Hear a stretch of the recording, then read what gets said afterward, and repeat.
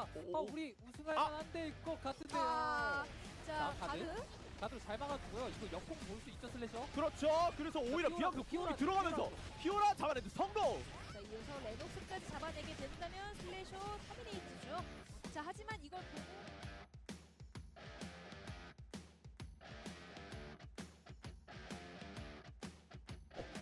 시간이 좀 없네요. 자, 이거 들어와서 재사동 누릅니다. 그렇죠. 네, 누르죠. 근데 이거 봤을 것 같아요. 네, 히텔런이 네. 소리가 나네. 무슨 소리일까? 이거 킬 먹으려고 일부러 살린 다음에 잔이네요. 살리고 죽이면 본인들 킬인 거 너무 그렇죠. 부당부도합니다. 저거 뭐 캔슬할 수 없고요. 근데 이거 살리다가 오히려 자, 오히려 빨아들인 그림이 대열을 그냥 나갔어요. 1킬 말고 2킬 챙기겠는데요. 3킬까지 가나요? 하트 잡아내고. 오, 이거 위험해요. 갑자기 그냥 테오도가 다 오! 잡아버렸어요. 원서클! 자, 나라면 할 수 있다. 하지만 여기는 현우거든요? 알론소는 막기 힘들어요? 직폭 스킬이 켜져 있는 상태 아직까지 있습니다만. 자, 이거 자가제세 공이 돼 있었어요. 이러면은 승전보 돌고 위클라인이 있기 때문에 혹시 아니요. 잠시만요! 자, 이때 자, 이거 패시브 있어요. 그렇죠. 자, 원서클 패시브 있어요. 패시브 실드 채우고. 한 번 더. 자, 그러면은 마르티나는 살아나고 있나요? 자, 적용문 스킬 한번 마르티나 있는 위치 쪽으로 날려봤는데 맞지 않았고, 자, 마르티나 살았죠. 자, 이렇게 되면 미래의 세종도 위험합니다. 와! 살아난 다비우 선수가 합류하게 되면서 히델런도 여기서 또 추가적으로 킬을 가져가게 됩니다. 체크메이트가 사용된 상태에서 경기네이트와 함께 히델런도 있습니다만 자, 나이트 포크로 밀어내고. 자, 이거 그렇죠.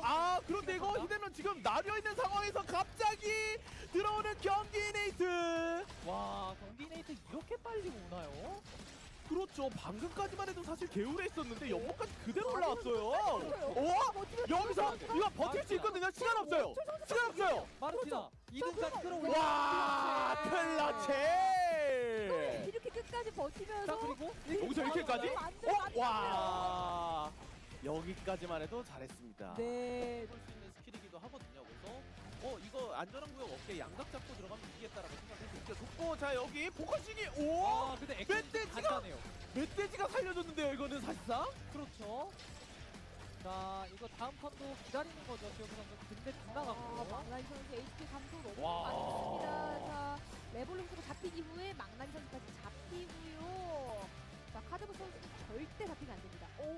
대실 통해서 나이트 포크. 에어본. 한필명 곰도 없어요. 근데 사활을 걸고 도망쳐야 합니다. 퀸 25초. 할만하죠. 자, 근데 이게 아직까지 마음을 놓을 수가 없어요. 히델로 팀이 그 앞에 있기 때문에 이거 그렇죠. 이거 걸리면 여기가 아니죠. 이거 이거 아니죠. 카드부스. 복주도 빠져. 왜 폭주가 켜져 있지 하면서 이거 쫓아가는 거거든요. 하늘나리가 살려준다니요. 오늘도 하늘나리가 한 건 했습니다. 한 명의 생명을 살렸습니다. 이거 오히려 페어리 쪽에서 이러면 양각 잡힐 수도 있어서 조금 위험합니다. 그렇죠. 빠져나가야 됩니다. 그래서 한쪽 뚫어보겠다? 근데 이거 약간 콜이 갈린 것 같기도 하거든요. 한쪽 뚫는 거랑 도망가는 거랑. 그래도? 자, 네, 빠져나갔어요. 그렇죠. 빠져나가는 성공. 이러면 머드킴 입장에서 시간 최대한 보존하고 있거든요. 그렇죠. 자, 그래도 이제 나중에 페어리 쪽에서 천천히 들어오면서 킬 주워 먹으면 시간 이득은 페어리가 많이 보게 됩니다. 자, 그러면 자, 이거 신경보 최대한 받으면서 체력 회복하고 그다음 금지구역 시간도 회복해야 되거든요. 이거 도망치는 거 중요해요. 이거 커리 선수 다운됐어요. 이러면 딜러 사람이 없습니다. 자, 이 과정에서 착실하게 킬 가져가고 있는 건 페어리면서 함께 호텔에는 머드킵. 자, 그리고 락스. 자, 한번 락스 팀 들어갑니다. 정원 선수. 이거 리오 따로 떨어져 있었기 때문에 한번 싸움 걸어보려고 했던 것 같은데 테오도로 궁극기 이렇게 되면 좀 싸게 뺀게 됐습니다. 머드키 입장에서는요. 근데 이거 더 가요? 그냥 과감하게 싸움 보겠다? 스크래식을 한번 때려줍니다. 반말 선수의 마이. 자, 모두 해방이에요. 여기서 갱찬 선수가 깔끔하게 끌어주면서 김빵 선수를 잡는 데 성공합니다. 자, 그러면 소리는 어떻게 하나요? 어딜 갈 수 있나요? 시간이 없어서 어떻게든. 와, 그래도 가는 와중에 한 명을 더 데리고 갑니다. 근데 이거 시야로 지금 보였거든요. 왜 이렇게 안 내려올까? 경기네이트가 또다시 정리하게 됩니다. 이렇게 되면 5일 차기 때문에 팀원을 살릴 수 없고요. 성남락스 쪽에서도 테오도르가 있어서 지금 아이템 밸류를 올리고 온 초락 성남 자, 그래서 파고 들었는데 와, 데미지가 있어. 와. 이러면은 이미 한 명이 쓰러졌기 때문에 카드모스가 둔둔빵 잡아줘 하면서 끌었는데 여기는 둔둔빵이에요. 이 상태에서의 네, 대전 사이버즈를 전부 정리하고요. 선두를 달리고 있는 전준이 1점 가져가고요. 이쪽은 락스와 함께 대전 사이버즈입니다. 잘 피했거든요. 그래서 대전 사이버즈 지금 구도는 좋았는데 레블 선수가 터졌어요. 그렇죠. 와, 이게 진짜 망나의 몸이죠. 와! 공이 어디까지 날아가서 때리는 거예요, 이거는. 하겠습니다만은 자 히들러는 곧 락스입니다. 이거 좀 위험하거든요. 그렇죠. 오, 반발선 선수들도 잘 버텨내면서 오히려 다변 선수 잡아낼 각을 봤는데 다운.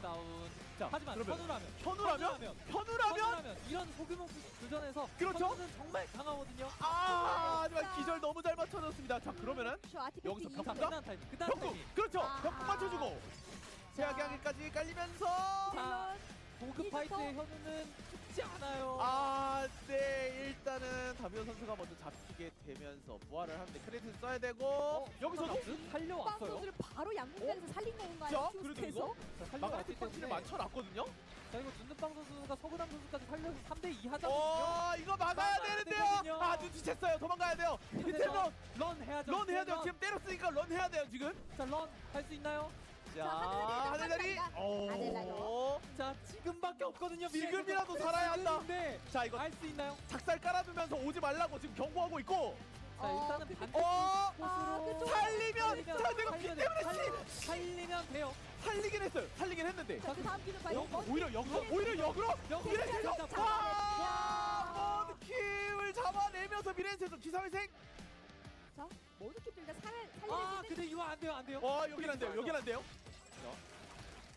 궁극기. 아파요. 자, 최대한 던지들 이러면 살아. 와, 이 힘든 상황을 이겨냅니다. 미래엔 세고 있는데 이러면 페어리 아래쪽 뚫어보려고 들어가 봅니다만 하트 궁극기 조심해야 돼요, 페어리. 자, 이거 연계해서 또 터뜨렸어요. 게다가 알토 선수. 자, 이거 니키가 1대1. 하나, 재밌을 것 같고. 그렇죠, 세로지. 미래에서 내려온다. 미래엔 세종 깔끔하게 타이밍 좋게 내려와 줍니다. 그렇죠. 상황을 정리하기 온 미래의 세종이 제로진 선수까지 잡아내고 이번 마지막 라운드 토탈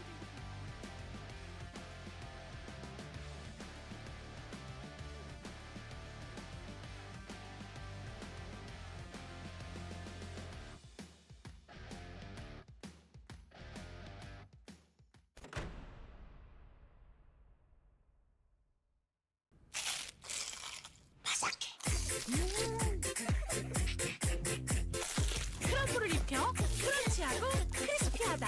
바삭함의 끝판왕. 맛있는 60개 치킨 크크크.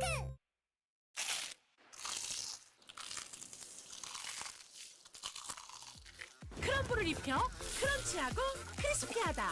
크크크 치킨. 바삭함의 끝판왕. 맛있는 60개 치킨 크크크.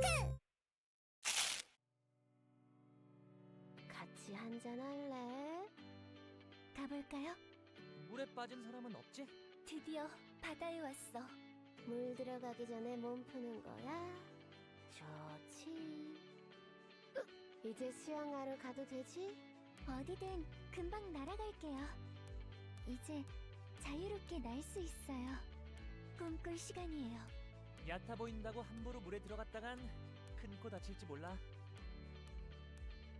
안녕? 어디 가는 거야? 수영복은 얼마만인지 모르겠어. 뭐라도 걸치고 올 걸 그랬나? 잘 어울리는 거 맞지? 언젠가 오늘을 추억할 수 있으면 좋겠어.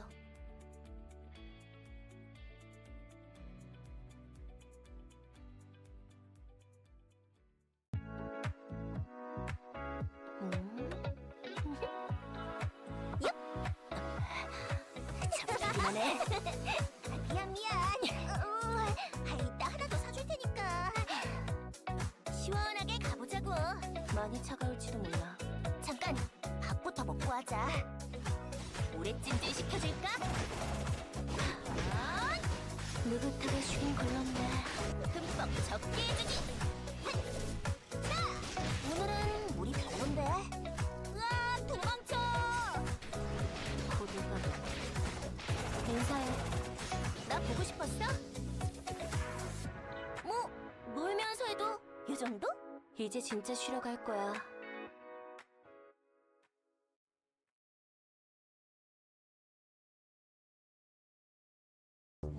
잔다. 휴가 퇴근이다. 드디어 먹어본다. 신메뉴야?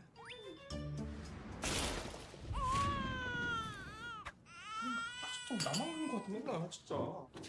근데 이거 치킨 이름 뭐야? 크크크 치킨 호랑이 맛 크랑이 치킨. 얘들아 치킨 왔다. 나 오늘부터 다이어트라고 했잖아.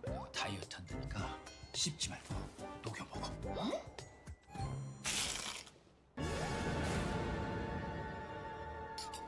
얘가 그래서 얘가.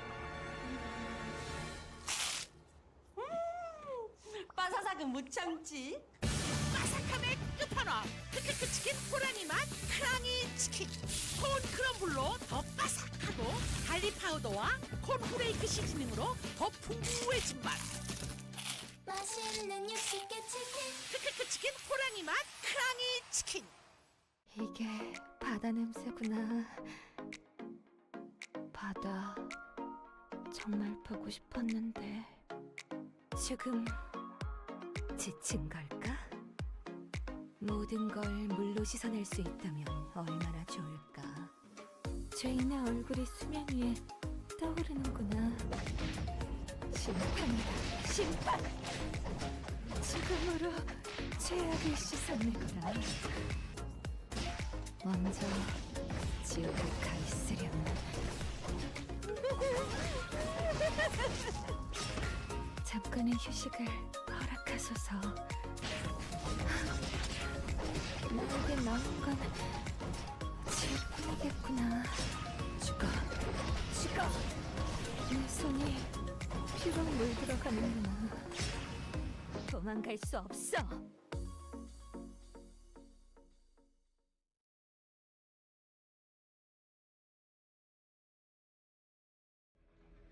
우리 손님 얼마까지 빌리시려고? 내 명함 받아가는 사람 중에 멀쩡한 사람이 몇이나 될 것 같아? 손가락 한 개당 100씩 삭감. 어때? 노블레스 오블리지. 이제 돈 좀 벌어볼까? 쉽게 가자고. 도망가는 거야? 개처럼 키워봐. 그럼 이자 정도는 깎아줄게. 친구, 살면서 가장 가까이 해야 할 두 가지가 뭔 줄 알아? 돈과 폭력이야. 이 두 가지만 있으면 세상 만사 해결 못할 일이 없거든.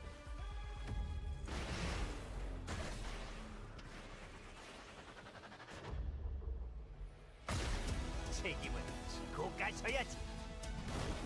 아직 갚을 게 남았잖아. 각서 쓸 시간이. 우리 고객님 여기 있었구나.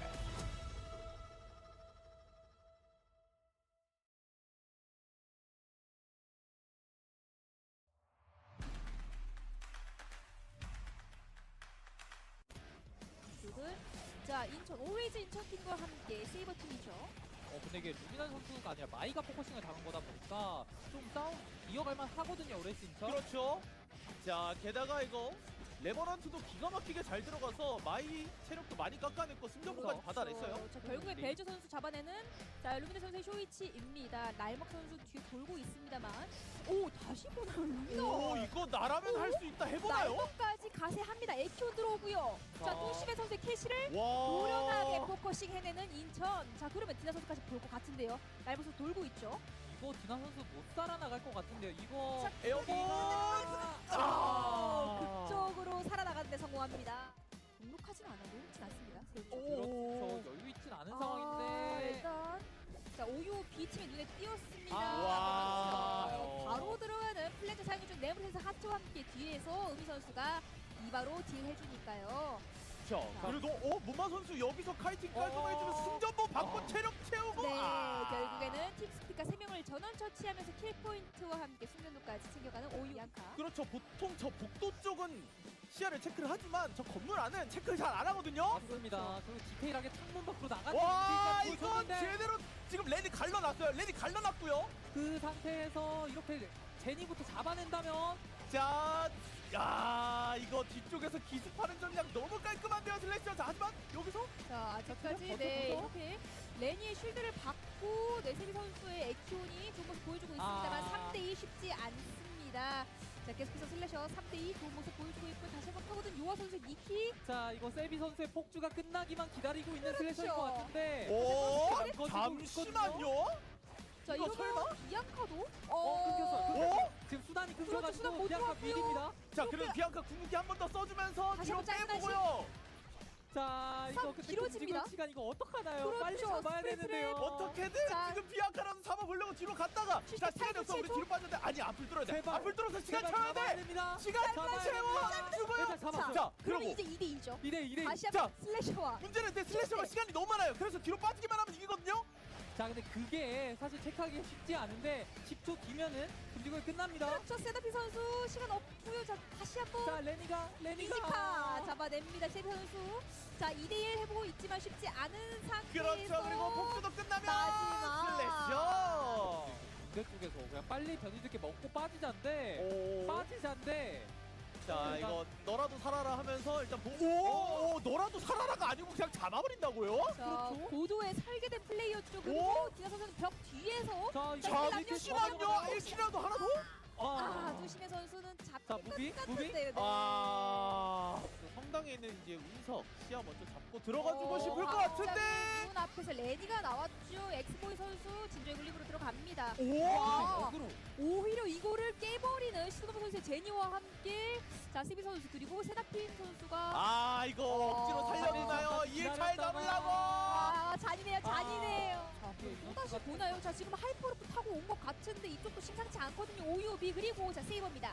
자 이거 디나 선수가 음유 선수 계속해서 당해주고 있고요. 그렇죠. 자, 근데 이거 하트 궁극기 타이밍에 충분한 데미지를 넣어주진 못했어요. 자, 그렇죠. 이바와 캐시가 교환된 가운데 자, 뒤에서 디나 선수 딜 정말 해피, 잘 되고 해피! 있죠. 반원차 아! 근데 자, 이거 홀디그니티 자, 이거 하트가 휴식만 어떻게든 하고 와도 되고요. 아니면 쇼가 힐 한 번만 던져도 쉽지 않아 되거든요. 보입니다. 자, 디나 2대1 고전하고 있습니다. 봐야 돼요. 근데 천체가 좋지가 않아요.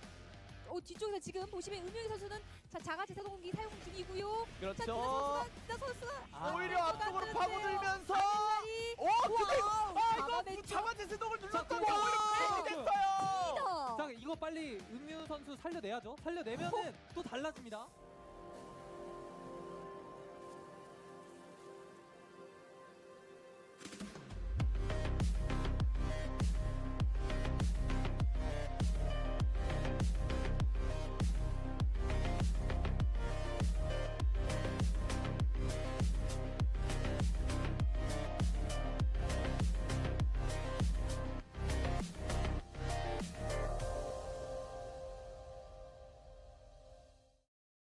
Alright everybody, welcome back to Eternal Return Masters Season 4, Phase number 1. This time around, it is Saturday, which means we are here for the Wildcards. Welcome back everybody. If you guys were here yesterday, absolutely welcome back. If you guys weren't here yesterday, well, welcome anyways. My name is Shuvi, I'll be one of your casters here tonight, and alongside me is still Superior. That hasn't changed at all. Yes, hello. I'm Superior. Welcome, guys. I'm very excited for today's Shuvi. You know, it is the wild card, so that means 4 teams are gonna go home today, and 4 teams will be making it to the finals for tomorrow. Oh yeah, it's gonna be a lot harder than yesterday, if I'm gonna say so myself, compared to the 6 teams that were at least gonna move on into a future stage, right? I mean, 4 for the wildcards, 2 for the finals. But when you compare it to the 6 from yesterday, 4 is definitely going to be a bit harder to manage when it comes to the leaderboard. Top 4 will be tough, especially considering the teams that are actually going to be playing here today for this wildcards.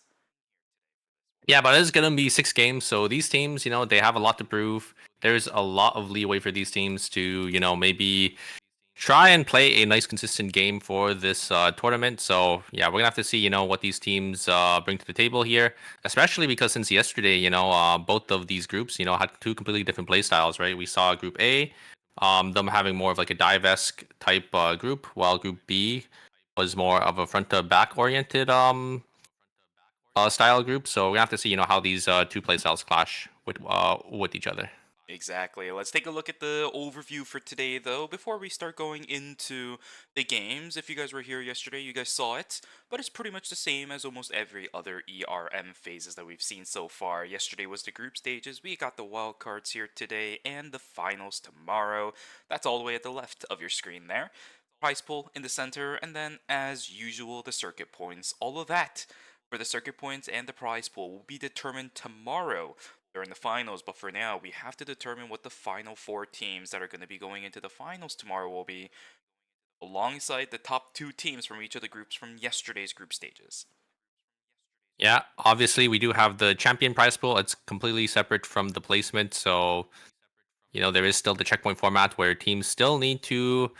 I'm not sure if it's the normal checkpoint or if it's the most points. I think with this final zone, it should be the most points one. We're gonna have to get back to you on that, but yeah, it is a separate prize pool, so it is I think about 1,000,000 Korean won difference for each. But we do have the format here as well, and yeah, we finished the group stage, so both groups are done, and now we just have the 6 games for the wildcards for tonight.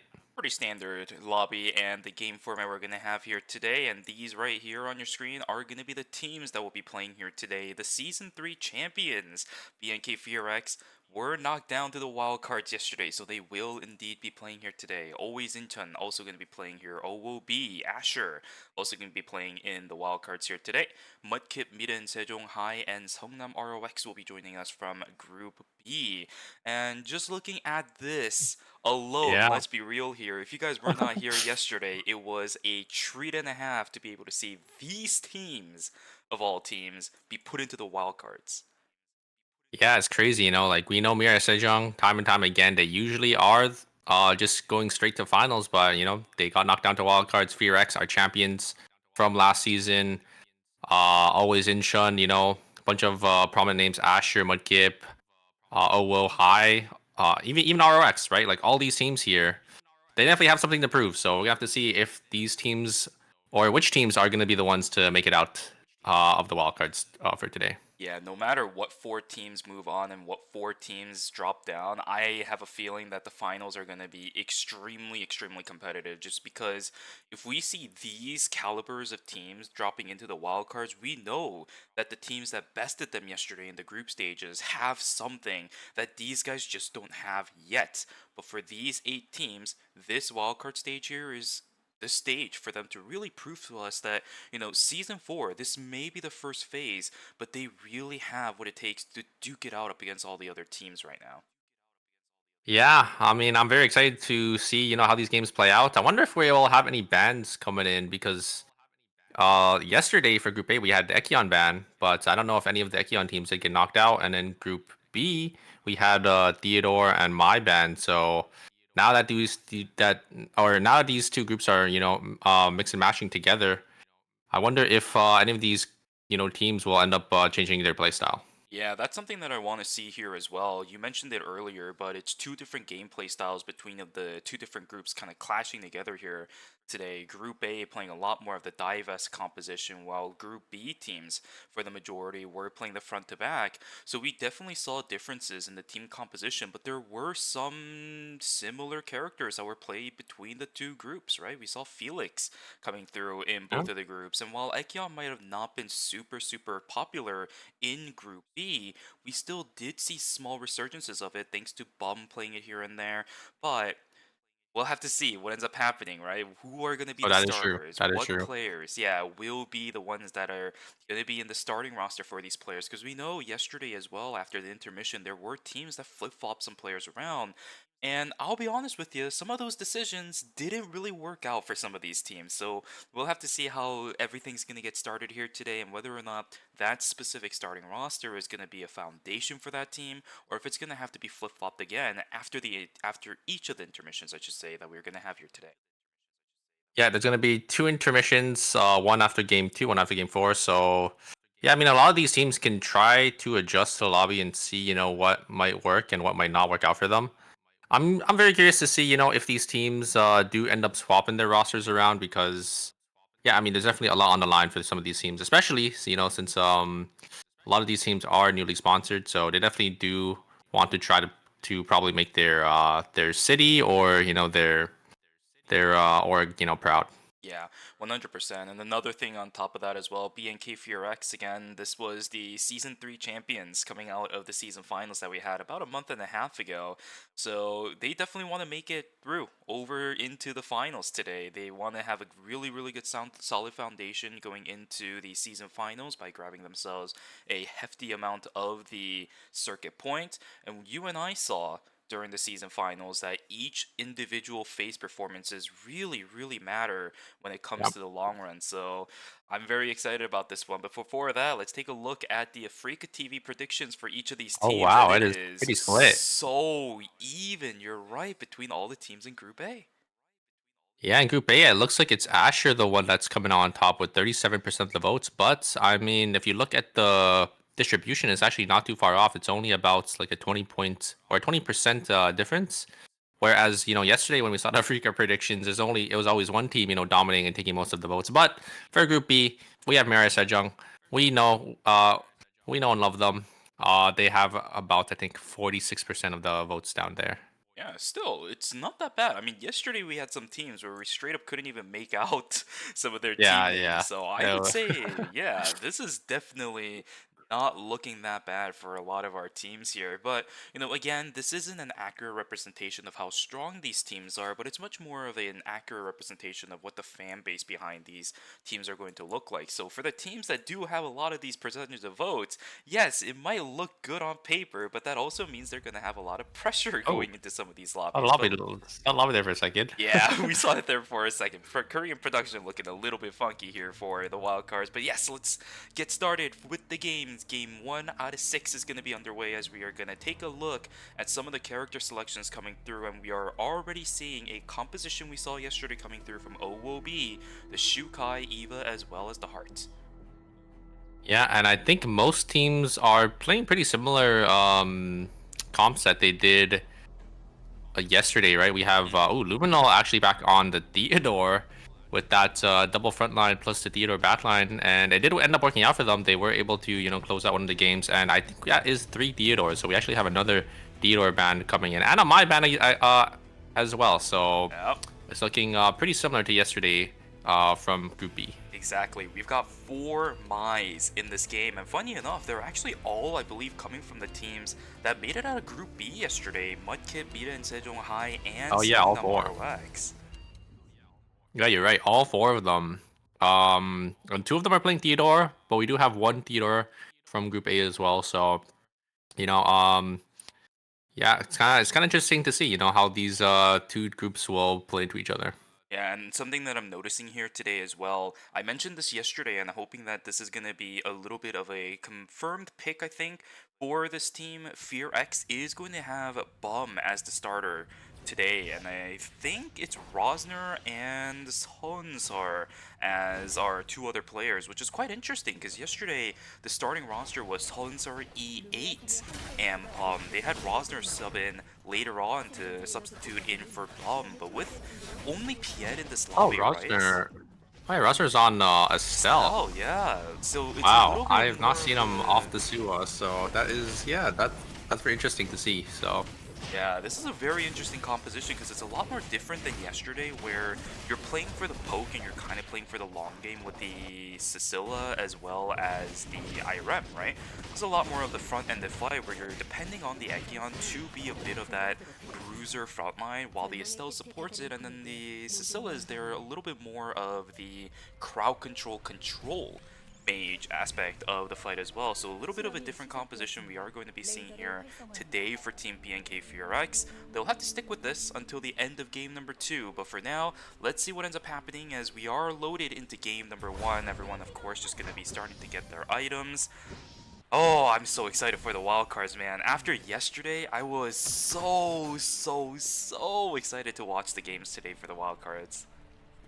Yeah, I mean, this group is so competitive. Also, I think I saw a Tsubame pick. I think this is the first time we're going to see the new Tsubame in action, you know, from this new season with the whole rework on her kit. So I'm kind of interested to see, you know, how it does play out in ERM, because, you know, these players, they fought tooth and nail to get here, right? These are the best of the best. Yeah, something that I do appreciate about the Life and Death seal on Tsubame is that you don't necessarily need to put yourself in danger to actually make use of it anymore, right? You can just proc the stacks off of it, do a little bit of that extra damage, but when you do need to chase somebody down, you do have that access still, although it isn't a little bit of a cooldown, so you're not going to be able to infinite chase somebody even towards late game as well, but the option's still there. You're still able to poke people out, you're still able to get the stacks off, get the damage off as well, so we will see if Mira and Sejong is going to be able to do it. It's most likely Romantic on that character with one circle on the Theodore, and of course Mai being picked up here for Danana. Yeah, kind of interesting to see, you know, them change up their playstyle from yesterday, since I think their original comp that they ran was the Alonzo. They ran Alonzo, Dio, plus Hearts, I think, as the backliner. So them switching up to Tsubame and Mai, I mean, they definitely have a lot more mobility, so I do like that. You know, they're going to be a little more versatile, and maybe they're going to be able to, you know, swing in and out of fights. So we're going to have to see, you know, how they utilize their kits to their full potential. Yeah, one of the biggest things that I do like about this composition as well is that the mobility that the Theodore puts onto the Tsubame is going to be really huge. The synergy between Tsubame's kit as well as the Energy Blast Field, of course, really good. But I think a lot of characters just kind of make use of the additional movement speed to initiate, but for Tsubame, it's really good to both chase and to kind of reposition yourself, especially since you don't want to always be using your Life and Death seal anymore, because it does go on cooldown now when you do use it. So I'm really excited to see what their fighting capabilities and in general just how their fighting organization is going to look like towards the later stages of the game. Yeah, but it looks like we have a really slow game. No real early game aggression from any of these teams. I think most teams maybe realized, maybe every team, you know, ended up studying what these other teams, like where they end. So yeah, everyone's kind of just split around, just grabbing bears here, getting the early game farm, getting their credit count up. But yeah, no real fights, Shuby. Yeah, this is going to be a lot more different than yesterday, where we saw fights over and over and over and over and over and over again in the early stages of the game, right? We saw fights over and over where people were just getting picked left and right. I think even in day 2 and night number 2, we were seeing people getting picked off by themselves around the map. Of course, that had to do with some teams opting to be a little bit split, but we are going to get our first fight of the night, and it seems to be a third-party situation going around as multiple teams are going to be inside a factory. The Adina trying to get away, as well as the Priya. Priya's not going to be able to make it. Same thing for the Mai as well. Most likely not going to be able to make it. Oh, the shield's not bad, but it is going to be the Estelle to knock that down. 1 kill for BNK4X, 1 kill for Always Incheon. Hai will be able to stay alive, but that could have been dangerous just now.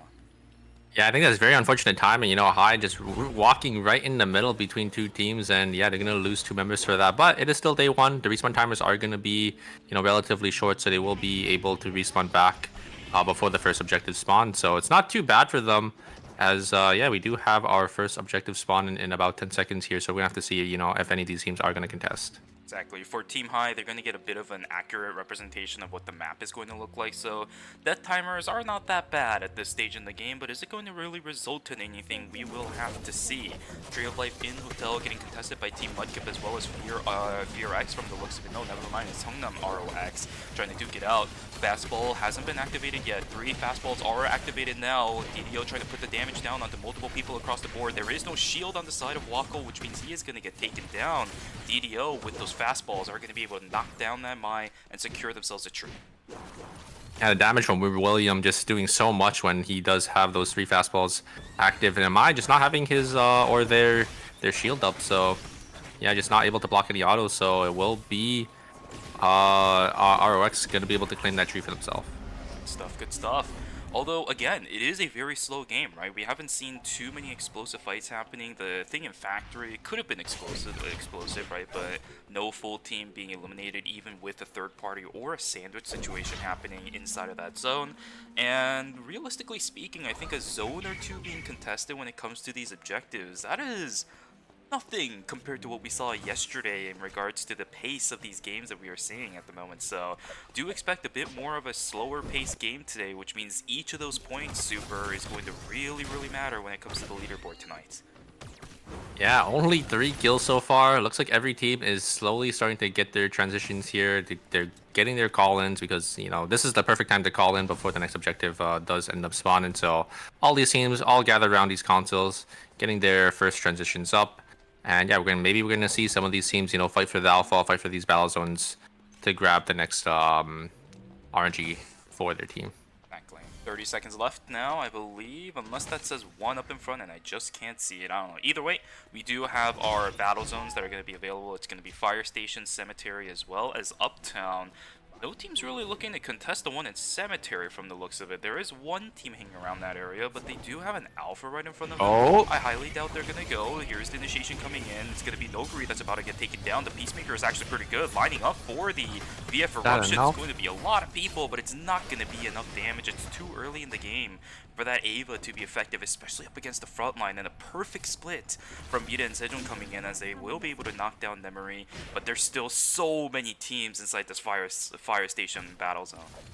Yeah, Nemery a little too far forward. It actually does end up getting caught. You know, when you are the ADC, you gotta be behind your tank there. So yeah, a little unfortunate that the Mai was able to find like a nice angle on to the hard. So gonna have another fight here though, as the damage coming up from Ermatic, gonna be able to chunk down the Mai, or actually the Felix there, but the Felix actually trying to dodge out on some damage here, but the damage from Circle using the power screen so well, but the third party is here.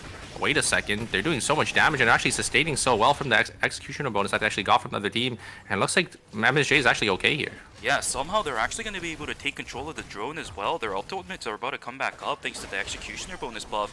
And Jumo doesn't have the Reign of the Vampire Queen anymore. He has to go into stasis. And look at the timer. Mita and Sejong, ooh, they will be able to knock down Romantic, so he's going to be a bit out of that factor. But timer being a little bit low on the side of Team Asher. They got to fix this somehow. But one's member is about to go down. Down goes Narvik. Down goes Jumo. And somehow Mita and Sejong is going to be able to win out on the battle zone inside of Fire Station. They battled every single team and came out on top. Yeah, I was surprised there because the Reign of the Vampire Queen did end up hitting all of them, but you know, that execution bonus heal from, you know, killing the other team was just too much here. But oh, a nice flash from Umu. They're actually going to be able to blink on back, and yeah, just going to be able to kill the Mai, as the Mai was a little mispositioned after, you know, her engage.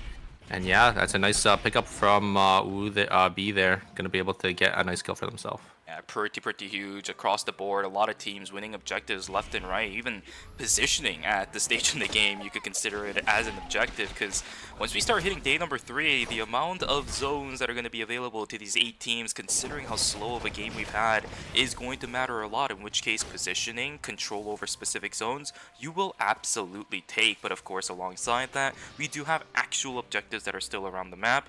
Tree of Life going to be contested from the members of Team Asher as well as Whoa. But with this Ava in the back of the line, maybe they might get something. But Pied looking for a flank. Too much information on the side of Whoa. It seems like they might just back away from this one. The threat of the Ekion on the backside is making it a little bit difficult for this team to push in. Airline doesn't necessarily know where to hold when it comes to the front line. Yeah, and if you look on the other side of the map, I think Mary Sejong is staying out of vision, so they might be able to look for third party here. Actually, no, it looks like Asher just going to be able to get the tree, and both teams are going to be able to walk away there.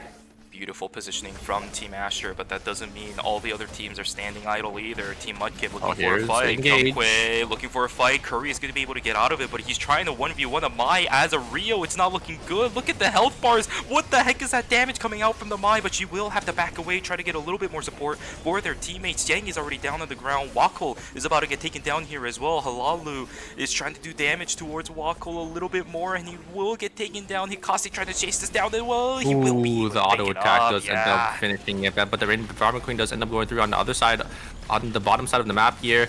It looks like Asher is down a member here, and oh no, actually, oh wait, they actually get the res here with the Estelle passive. Is that gonna be enough?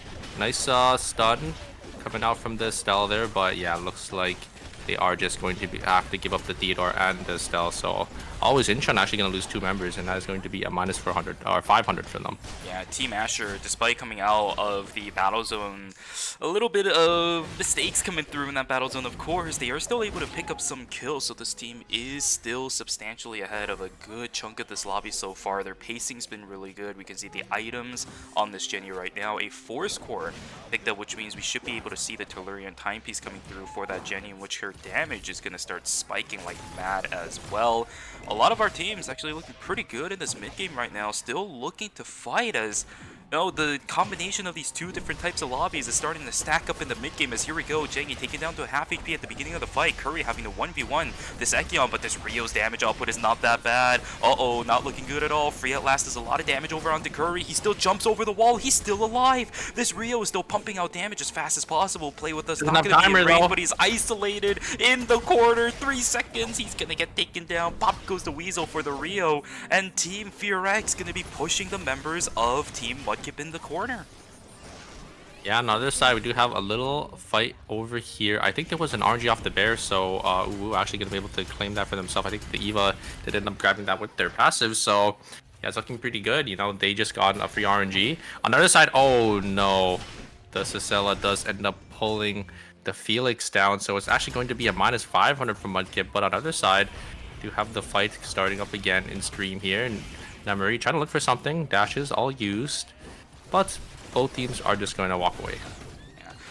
Ooh, okay. Strain being a little bit of a standoff between these 2 teams, right? I think Nemery was looking for a little bit of that flank angle on the Kenneth as much as possible, but it's a bit too much of a distance to cover for that character, so nothing really being covered, as I don't think everyone else is going to be able to take that much damage, considering it is a mid to late game Eva. Now, I don't know what her items are looking like right now, but from what we've seen before, Team OOB has been able to get some really fast stacking Ava in the past, although I do see a lot of items on the heart this time around too, so I'm not entirely sure what their transition states are actually looking like for the Ava. Yeah, they are sitting on a lot of credits as well, so they're probably saving for the blood for that Chaser, because Chaser is quite the upgrade for, you know, these throw characters. Yeah, looks like we do have a couple of teams here on the top side hovering around, maybe for this box. Might see, you know, a team fight. Maybe we might see a 3rd party. Oh, it looks like always in Chung sitting in the bush here. Will they face check? No, Eva will throw one of their billies in there, and yeah, it looks like they do end up getting seen. Recon drones, guys, come on, recon drones. I think the Eva walking up to that might have been punishable, but ooh, okay, jumping over the wall is going to be Narmuk. It's again another standoff between these 2 teams inside a stream. This Kenneth doesn't have the cooldown resets to actually be able to jump over the wall. That White Lily should be able to save Team, always Incheon. Although another fight potentially brewing? Nah, it's just going to be disengage. Airline a little bit too tanky, and on the side of Team Mida and Sejong, all they were looking for was the purple box. Yeah, I think they got a nice Semtex onto the Shukai, but the Shukai was just able to dissuade Demise engage, and obviously they know there's another team nearby, so they don't really want to take the fight here, but wow, Uwu actually calling an item here, and that is going to spell disaster, as Mirai Sejong does end up just capitalizing on that, and I think that is going to be Team Uwu fully getting wiped here from Mirai Sejong, and I think Mirai Sejong is going to be able to get whatever that team called in, which I think was a 4 score there. Yeah, it might have been, and it's a huge fight coming through from Mida and Sejong. They're actually splitting perfectly up against the Eva here today. As soon as the Peacemaker came through, a split happened, but here we go, another fight coming in. DDO trying to jump in. He does have the fastball going. Honsar, is he going to be able to stay alive? Yes, he does! The Cecilia is alive, and now the fight is all on the side of Bum. There is no fastball stacked right now for DDO. He's trying to get the baseballs stacked up as soon as possible, but does he have the cooldown for it is the question. Sitting right in front of Rosner, he's going to get taken down. The shield in perfect position to knock that player down. Sokudam's going to take the fall as well. A beautiful fight coming through from Team BNK FearX as they essentially make the Williams fastball negligible. Yeah, I think ROX there was a little split under targeting DDO, trying to get to Sella, but just barely not able to knock them down, and that just spelled doom for that team. That is the benefits of the Estelle, right, Super? The shield absolutely saving that character, and I believe the play with us was also invested on that side too. Another fight, here we go, round number 2, but DDO has the signature fireball back up. Can the Cecilia stay alive this time around is the question. There's another baseball. No, absolutely not. Round 2 so far, going into the hands of Team Fear X, although Sokunam already took the fall. Bum still looking for this reinitiation. Resurrection onto the Cecilia will come back on, unintentionally trying to get the aggro on towards this wick line as well. DDO's gonna have to step into the red, and now Fear X in full control of the wick line. There is nobody around here. Oh my god, how are they doing this? Look at the critic count. ROX is not able to revive, and I think that might be it for them for this game. But yeah, I mean, Fear X, you know, Bomb just able to do so much damage to DDO, just able to take so much from him, and just able to kind of interrupt him. But yeah, looks like it is going to be it here. ROX not gonna have enough timer to TP out, and they're gonna have to try to look for something. 2v3 trying to jump onto Cecilia here, but the Estelle ult denies any opportunity to kill the Cecilia, and that is going to be DDO also falling down. There are so many safety nets on the side of Team BNK Fear X right now. I mean, you try to go for anybody, there is some kind of safety net that's not going to allow you to kill them too quickly, and I don't necessarily think DDO played those fights wrong. It's just they have so many safety nets. You can't kill the Cecilia. She has too many shields. She has so many ways to not take damage during the duration of the fastball. Everybody else is so tanky as heck. But here we go, another Ekion. This time around, it's going to be Pia trying to get access onto the back line. He has access to the Theodore right now, but look at the health bars dropping on both of the teams. Acceptance speech is going to go down. Play that has been popped. Romantic trying to get the damage on. He will be able to knock down the Jenny. Down he goes, and down goes the Ekion. Down goes everybody else. Down goes Team Asher, but another fight inside a chapel. Super, take it away for this one because I need to breathe. Yeah, wow, a great kite back from one circle, but Bomb just in the backline. Luminal cannot do anything. They're still trying to peel, but yeah, it looks like Luminal is just gonna go down. These Ekions are just wreaking havoc on these teams, just jumping on backline, just being so tanky, is able to disrupt so much for these teams. And yeah, it looks like Fear X going to be able to take 2 members from Alway Incheon here. Nice resets from Bomb here. Going to try looking for Dongye. Going to get the pork chop. That's going to boost him up. And the ultimate is actually going to knock him up as well. So that is going to be a full wipe. It looks like for Team Fear X, a nice 3 kills. And they are sitting comfortably with 10 kills. Wow. This right here is the reason why Bum is the Ekion right now in KR. Everything around the map being utilized to the full potential.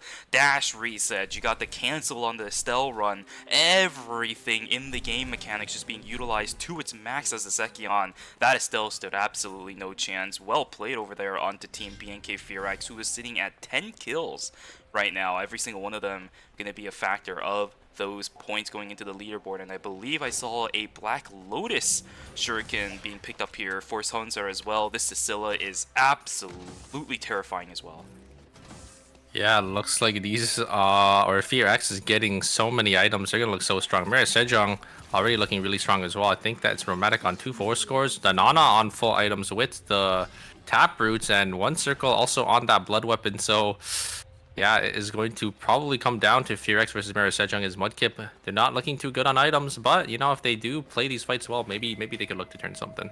But can you play these fights well? Usually in this kind of case, you are looking for a third party, but I mean, there's not that many teams left, and the 2 zones available, Forest as well as Chapel.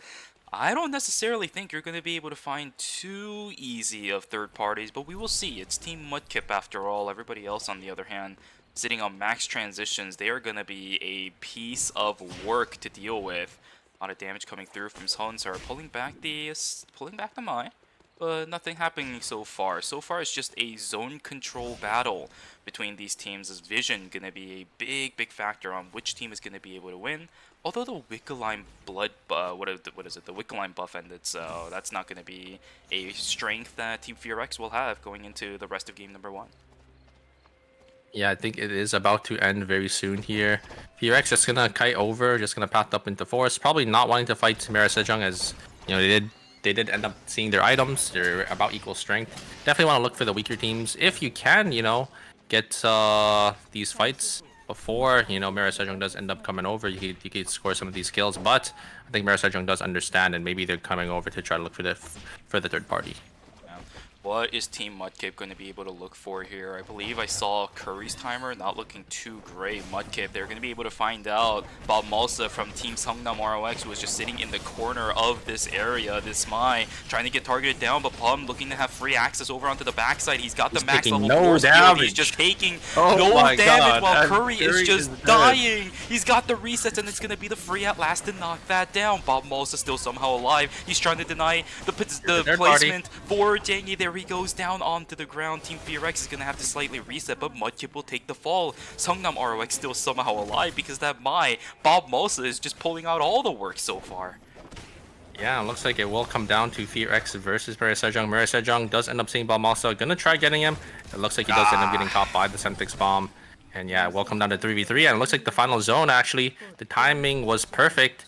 So the final zone ended up getting, or the temporary final zone did end up getting skipped just in time, and it is going to be Chapel, so Murray Sejong going to be able to get set up first. Now this is going to be bad, I think, for Team BNK FearX. It's thin corridors all the way into the final zone inside of Chapel. Which team is going to be able to utilize that the best? It's going to be the Theodore sitting on that power screen, but they're positioning a little bit more aggressive. Is this going to be a bit of a punishment or what? Rosner, ooh, the Spark Nade is going to miss just barely. One Circle taking a decent chunk of damage. Same thing on the side of Rosner. The first play with us is going to miss. And now both of these teams are going to start making a beeline straight towards the final zone. Mida and Sejong still looking for opportunities, still fishing to see if they could find any mistakes coming through from Team BNK FearX. But this is another team, again, our Season 3 champions, trying to push in third and corridors up against the Theodore. Let's see how it goes. Yeah, pushing into Theodore, especially like into this screen, is going to be a little tough here, but it looks like they're actually just going to walk straight through it. Here comes the ultimate down. The Cell does end up getting taunted. They're going to try jumping on him, a nice flash away.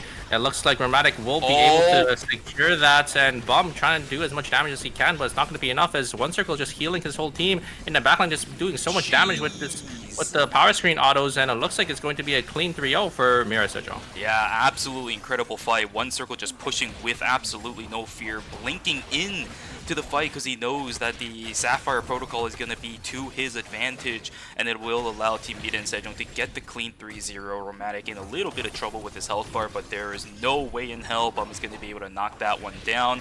He can try all he wants, his force field being utilized as well, but as he goes into downtime, that will signify the downtime of game time. GG's to Mida and Sejong, 12 kills on hand. Same thing for BNK FearX, but they will not be able to get that first place spot. GG's. Yeah, still a nice performance for both teams. It looks like I think they're going to be happy with that one. But yeah, I mean, the ultimates, you know, from Theodore is such a nice, or it's such a great engage tool for, you know, Team Mira Sejong, just allowing the Mai to get super close, you know, for the taunt, and you know, the Zacella getting hit by that taunt, I think spelled doom for that team. Yeah, quite incredible that I think One Circle was able to just straight up push into the fight instead of pulling away, right? Because when you start seeing an Ekion push in towards you like that, a lot of times Theodores are going to start stepping backwards. They're going to right-click away from the Ekion because you know he's going to get on top of you and you want to run away. But he blinked in towards the rest of his team, who was pushing in towards knocking down the Sicilla, and they do end up getting the Sicilla, by the way, towards the beginning of the fight, which is the reason why it was 2v3 at the start of it.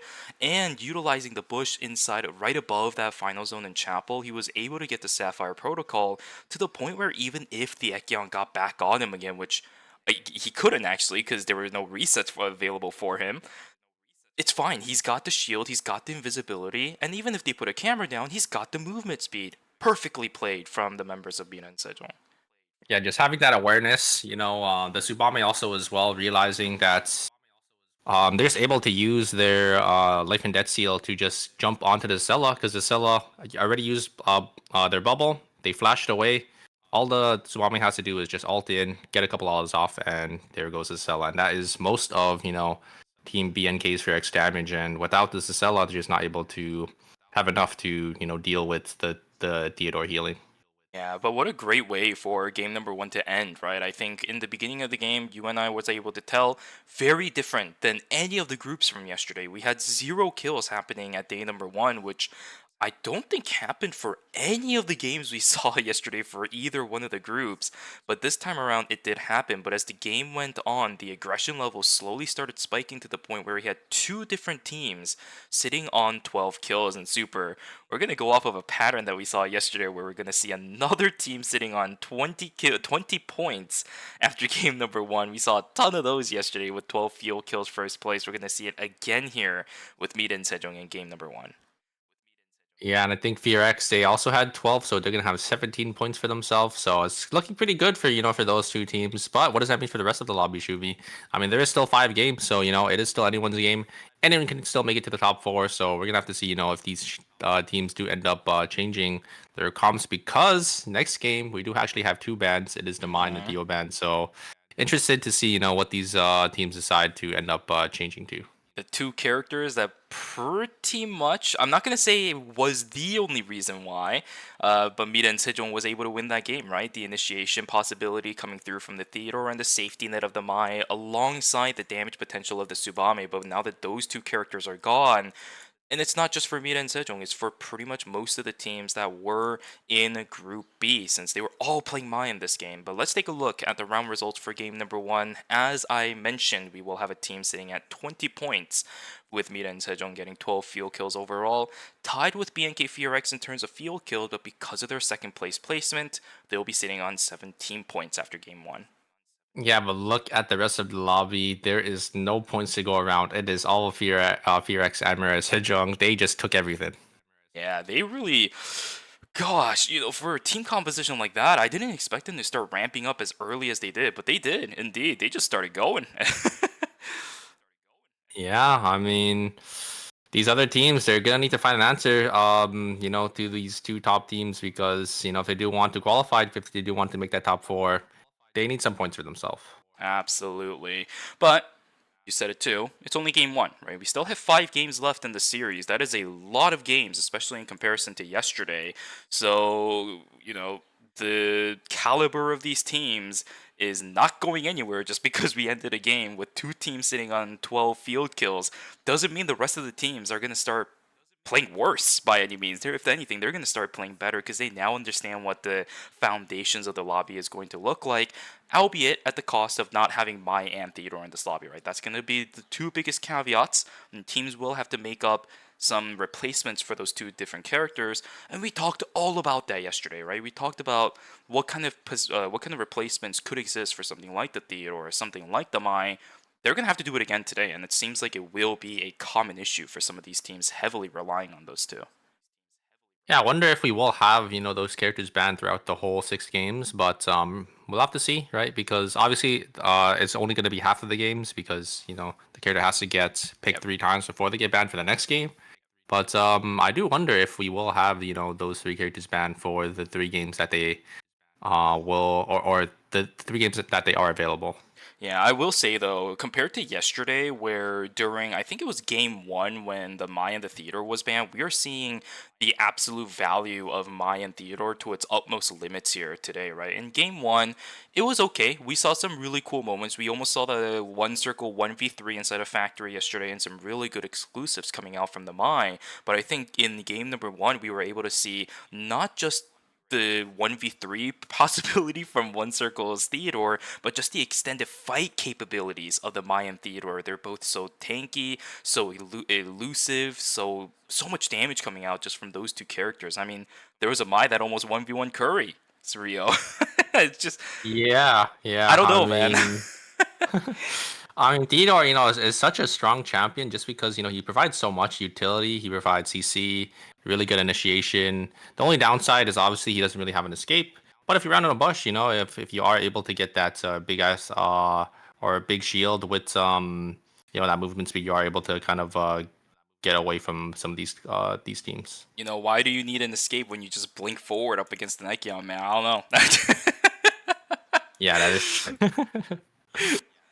I don't know. 1 Circle always amazing 1 Circle is so aware of these team fights, and he just knows, like what the best course of action is. So yeah, I was really surprised with that blink forward as well. But him blinking towards the team was definitely like the right play there. Blinking, near the bush as well, able to proc that Sapphire protocol because the passive on Theodore is really good if you are able to proc it, right? But obviously Exactly. you do need a bush. And if I do remember correctly, his shield count does scale off of amp. And when you're that late into the game, you're already running a massive amount of amp position, amp percent for the character too. So yeah, we saw the fat shield, we saw the movement speed, we saw the invisibility. Everything just went wrong right there for Team Mira and Sejong. But will that be the case here now in game number 2, guys? Let's see what ends up happening. We don't see any bans again at the bottom at round number 2, but we do have 2 bans. It's going to be the Mai and the Theodore, which is why we aren't seeing any of them here in this game.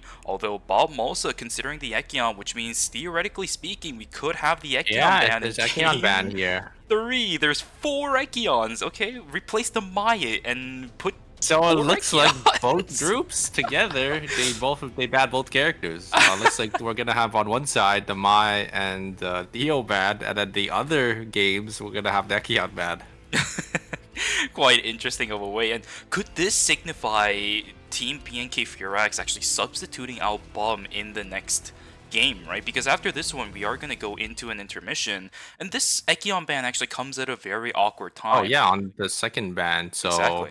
or in the second game. So yeah, they could actually sub him out here because maybe they realize, you know, Ekion's getting banned. I'm not too sure. I'm pretty sure Bomb has some more characters in his Oh yeah, he arsenal, so does. maybe they do just decide to play him. But looks like we have Luminal back on the signature Shoichi. That's what we like to see. Yeah, and will it be the ace in the hole for Team Always Incheon? Their game number 1 didn't exactly go in the way that they wanted it to. His Theodore, not that bad, but you're contending up against some of the most world-renowned Theodores in the game, hands down. You know, I mean, this guy is the world-renowned Shoichi, right? You might as well kind of fight it out, duke it out up against some of the other world's bests with your world's best.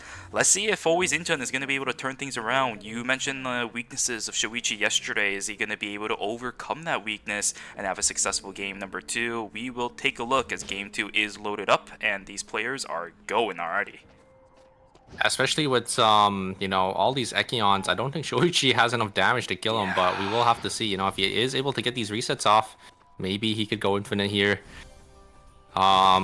But yeah, I mean, when we did see him on the Shoichi, it didn't really work too well for him. But wow, we have an early game kill. I think like 30 seconds into the game.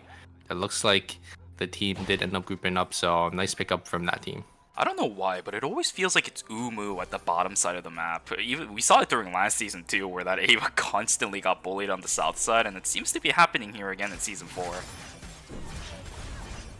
Yeah, but you know, that's just how it goes sometimes. You know, these teams always end up grouping up early so they can get these early game kills, right? Points are definitely a big factor in these tournaments, and trying to get as many as possible, right?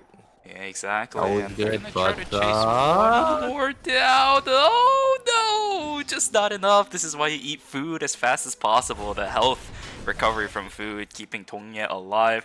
He might not have any more in his inventory, but for the keepsake of keeping his life intact, I mean, I would say worth it. On the other hand, Ubu takes the second fall of the game already. This Eva tried to knock down the Bianca. I mean, you're kind of coping already at that stage. You might as well try to take her down.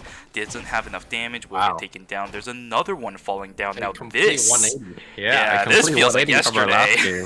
Everyone is just looking for these early game kills because everyone knows, you know, we need these points to qualify. So yeah, a lot of early game aggression this game, but it looks like it's going to start to slow down here as everyone is just trying to finish their build. Gonna try making some food as well, and yeah, maybe set up for these bears coming up.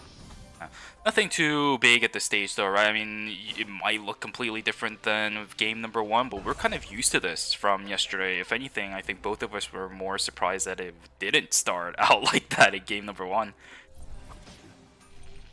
Yeah, we do have Fear X here, grouped down in Dock.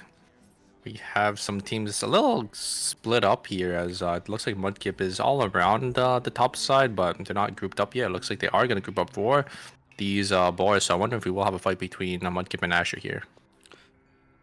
Gonna both go for this. I mean, Rain of Arrows is gonna signify to Team Asher that there is another team hanging around here. Rain of the Vampire Queen is gonna be sent out really early in this fight. Pia trying to jump in. The Cecilia already getting jumped on. I mean, she doesn't really have that many more tools left to live, although she's still alive. That will take the fall. Is Wako gonna be able to take somebody down at least? Absolutely not. Fleeting Soul is just gonna be a passerby in this fight. Down goes 2, and Mudkip's lost 2. 2 for 0 in favor of Team Asher, already sitting on 3 kills here in game number 2. Yeah, nice 2 kills for that team. But yeah, nice combo from Jumo and the Ekion there as, I think it was Pied, right, who's playing Ekion right now. So yeah, nice combo with the Rain of the Vampire Queen into the Sanguine Javelin, getting the roots, and then Ekion just throws his ultimate down and then knocks the Cicella up. So able to, keep the Cicella chain CC'd for, I think, about like 2 seconds, and they were able to get that kill. And then, once the Cicella goes down from Mudkip, there's not too much damage coming out from that team. Exactly, and this is something that I did want to see from Jumo in a long time, right? Because this guy's been kind of relegated to the tank position as of late. He's been playing a lot of Mai for his team on Team Asher, and even on previous tournaments as well, he has been still relegated to the tank, as I just mentioned. But this guy originally made his name in the ERM scene, or even during the ERL, ERC scene from way, way, way back in the days as the Bianca. I am really glad that we're able to see this guy on this character again. We'll see if another good initiation is going to come through, as the wall stun actually going to deny the initiation attempt coming through from Jumo a little bit here, and the William trying to do a little bit of damage on the backside of this fight. DDO does have the fastball stacked up. He is pumping out the damage left, right, and center. Darvik's going to take the fall. Jumo takes the fall. That's going to be Astra losing too, and Pied has to hightail it on out of there. The Tazi playing out of their mind. They're able to just jump in and disrupt both backliners from Asher, and just able to, live as well with that totem. So very, very well played from them. But we do have another fight here. MSJ trying to look for some damage here. One circle. And Nana going in on Bomb here, but Bomb still able to just live through everything and just deal so much damage and kind of disrupt the backline. But a nice flash actually from the Nana, going to be able to catch him. And it looks like One Circle is going to be able to clean that up. But I think the Meteorite actually went over to Team Fearex, so they will probably take that trade. Absolutely. At this stage in the game, 20-second death timer is absolutely nothing if you're able to get a head start on your objectives, going straight into the death rune as well for the Cecilia. A very, very solid start for that team. And I don't think it's even a bad result here for Bum either, because he managed to take down, what, half of both One Circle and Danana's HP in that fight? That's a good amount of mastery going to the Ekion in exchange for his death. Yeah, but I think Mirror Surgeon will also take that for themselves. Getting that extra kill, getting, the extra points is always nice. And, when you do get that knock, you do get some credits as well. So it's not too bad for Mirror Sejong, as they do also pick up the mastery from getting Bum as well. But, yeah, it looks like all these teams here are going to slowly start to get their transitions, going to get their call-ins on this timer, and maybe look to play for Battlezone or for Alpha. Minute to go until those objectives come up, and look at that. Umu already seeing on double 4-score transitions. He's got the Blood Fury, the Dragon's Fury, as well as the Dragon Scales. He's got everything from the Dragon. He's slayed enough, I guess. I guess in this tournament we could technically call Umu Dragon Slayer then, because he's going to be using up a lot of those items. But here we go, another fight coming in. Curry again having to deal with this Ekion, but Nirmog in a little bit of trouble on the backside. Lumino trying to get the damage in, but Curry is already on the safe end, out of the fight. He's still trying to do something. He's still trying to get it. He will be able to lock down the Rio, and it seems like Curry just cannot catch himself a break. Yeah, Nalmark, they're taking so much damage, but it looks like it just wasn't enough. Curry is the one to actually fall there, as that looks like the positioning from Mudkip kind of split, and yeah, Curry was just isolated. Dekion and the Shoichi just do end up jumping in on him, but on the other side here, oh my god, the cell just instantly falls from Team Mudkip, and we do actually have a fight here for the Alpha. Romantic does end up getting the Fleeting Soul, but he's getting so locked down by Bum here. Bum trying to look for some damage. The ultimate from the cell does end up going through, but taking so much damage. One Circle down to half HP as well. Bum trying to disrupt the backline here. The Nana playing the front here, and Rozer just actually goes down. The damage coming out from the Rio is just too much for the Sua to tank, and yeah, looks like BNK Fearex are just forced to leave. Yeah, I mean, throughout that entire fight, you might have seen everybody being pressured on the backside, especially Romantic, but he always managed to keep up the stacks of his adrenaline. So he was pumping out damage even towards the back end of the fight too. But that doesn't mean that the zone is completely safe, as Owo going to be looking for that alpha. Will be able to pick it up. Denana looking for an angle off on the backside. Who is he going to get the targeting on? Absolutely nobody. And now One Circle in a little bit of trouble. Beautiful expulsion shot to push everybody back. Is he going to get taken down? Absolutely not. Magnetic Field is going to be able to keep One Circle alive, but is Denana going to be the sacrificial lamb for this? It does seem to be like it, but One Circle lives. Denana says, save Private One Circle. He will be able to lay his life for it, but this Carlo remains alive. I think that was a great flash from Umu. They're actually canceling the points, the Altake from the Nana, and then One Circle kind of got baited by that because I think he thought it was going to land. He jumped in, and then he was a little too far forward, and then the Nana getting his Altake canceled once again from the Heart Dash. So yeah, it's a little unfortunate as Mira Sejong do end up losing one, but it's only day 2, so you know they're not really losing anything for that trade there. But they do end up feeding a point into Team Owo. Yeah, and I think they lost a pretty good member, right? I mean, it's never good losing a member, of course, but losing an Alonso at this stage in the game is not as devastating as losing a Carla, for example, because you still do manage to get experience while you're alive as that Carla mastery as well. Alonso doesn't necessarily need any of that at this stage in the game. As long as he gets to that level 16 mark, maybe he gets the additional cooldown bonus on the magnetic field, he's sitting happy. But yeah, if a Carla starts dying out here this early into the game, I don't know about that one. So let's see what ends up happening. Asher starting to step in on towards Warehouse. Oh, whoa, looking for something. Look at the damage coming through from Memory. It's not bad, but up against the Nekion, I don't think it's doing much yet. Yeah, it looks like they will be trading RNG as well. But yeah, it looks like most teams here, they're just, you know, slowing down. One Circle trying to look for some poke here. One Circle kind of caught too far forward here as well. Looks like Bamasa just going to go straight onto Romantic, but the damage returned from the backliners here. DDO trying to jump in as well, taking half of his HP. Here comes the Altake from Alonso. The totem does end up coming down, but it just locks down to Tazia. And great timing from MSJ to capitalize on that, and it looks like ROX will be losing a member, so it will be a minus 250 for that team. Yeah, I don't know about that fight. I mean, it looked good at the start because they did manage to catch out One Circle off the start of the fight too, but DDO is the main damage source of the team, and there's a lot of mobility on the side of Team Mira and Sejong. It's not going to be easy for that Ekion to permanently stick onto either one of those two characters, so you are going to have DDO as your main damage source in these extended fights, but he was nowhere to be seen at the start of the fight because Bob Malsa went a little bit too aggressive. And you know, if he starts using Sting Signature Fireball inside of that little hotel, in that little hospital building, he's definitely in danger. So you know, kind of, yeah, a little far forward here. It looks like they will get spotted, I think, by the cameras. And ooh, a nice angle. Maybe gonna try looking for the Peacemaker. Here it comes, but the Eva is in the backline getting disrupted by Bamasa, so no damage with that Peacemaker, but it looks like it does completely split off our ROX. DDO trying to come in, trying to do some damage, but just not enough. A nice heal from Airline.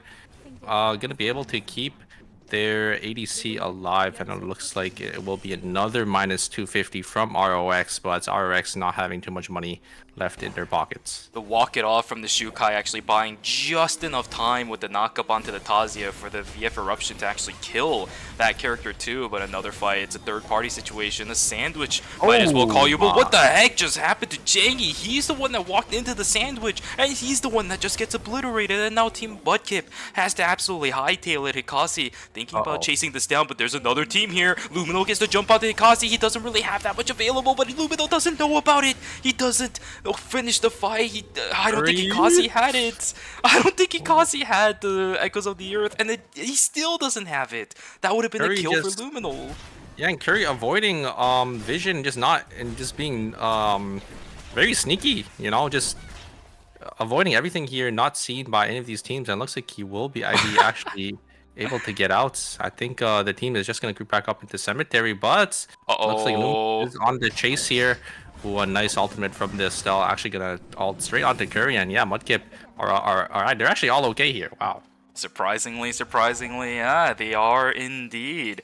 A lot of them losing a little bit of timer though here and there, right? Curry just lost a whole lot walking into the research center, but the big part is they're still all alive. Their credits actually looking pretty decent here too. I mean, if they're building up towards either the Black Lotus Shuriken or the Fail Not, absolutely on pace to do it. 439 credits on this Rio right now. Didn't have to waste a single one of them trying to res anybody back. So for Team Mudkip, outside of Jengy falling down, they're, I think, somewhat content about the situation right now.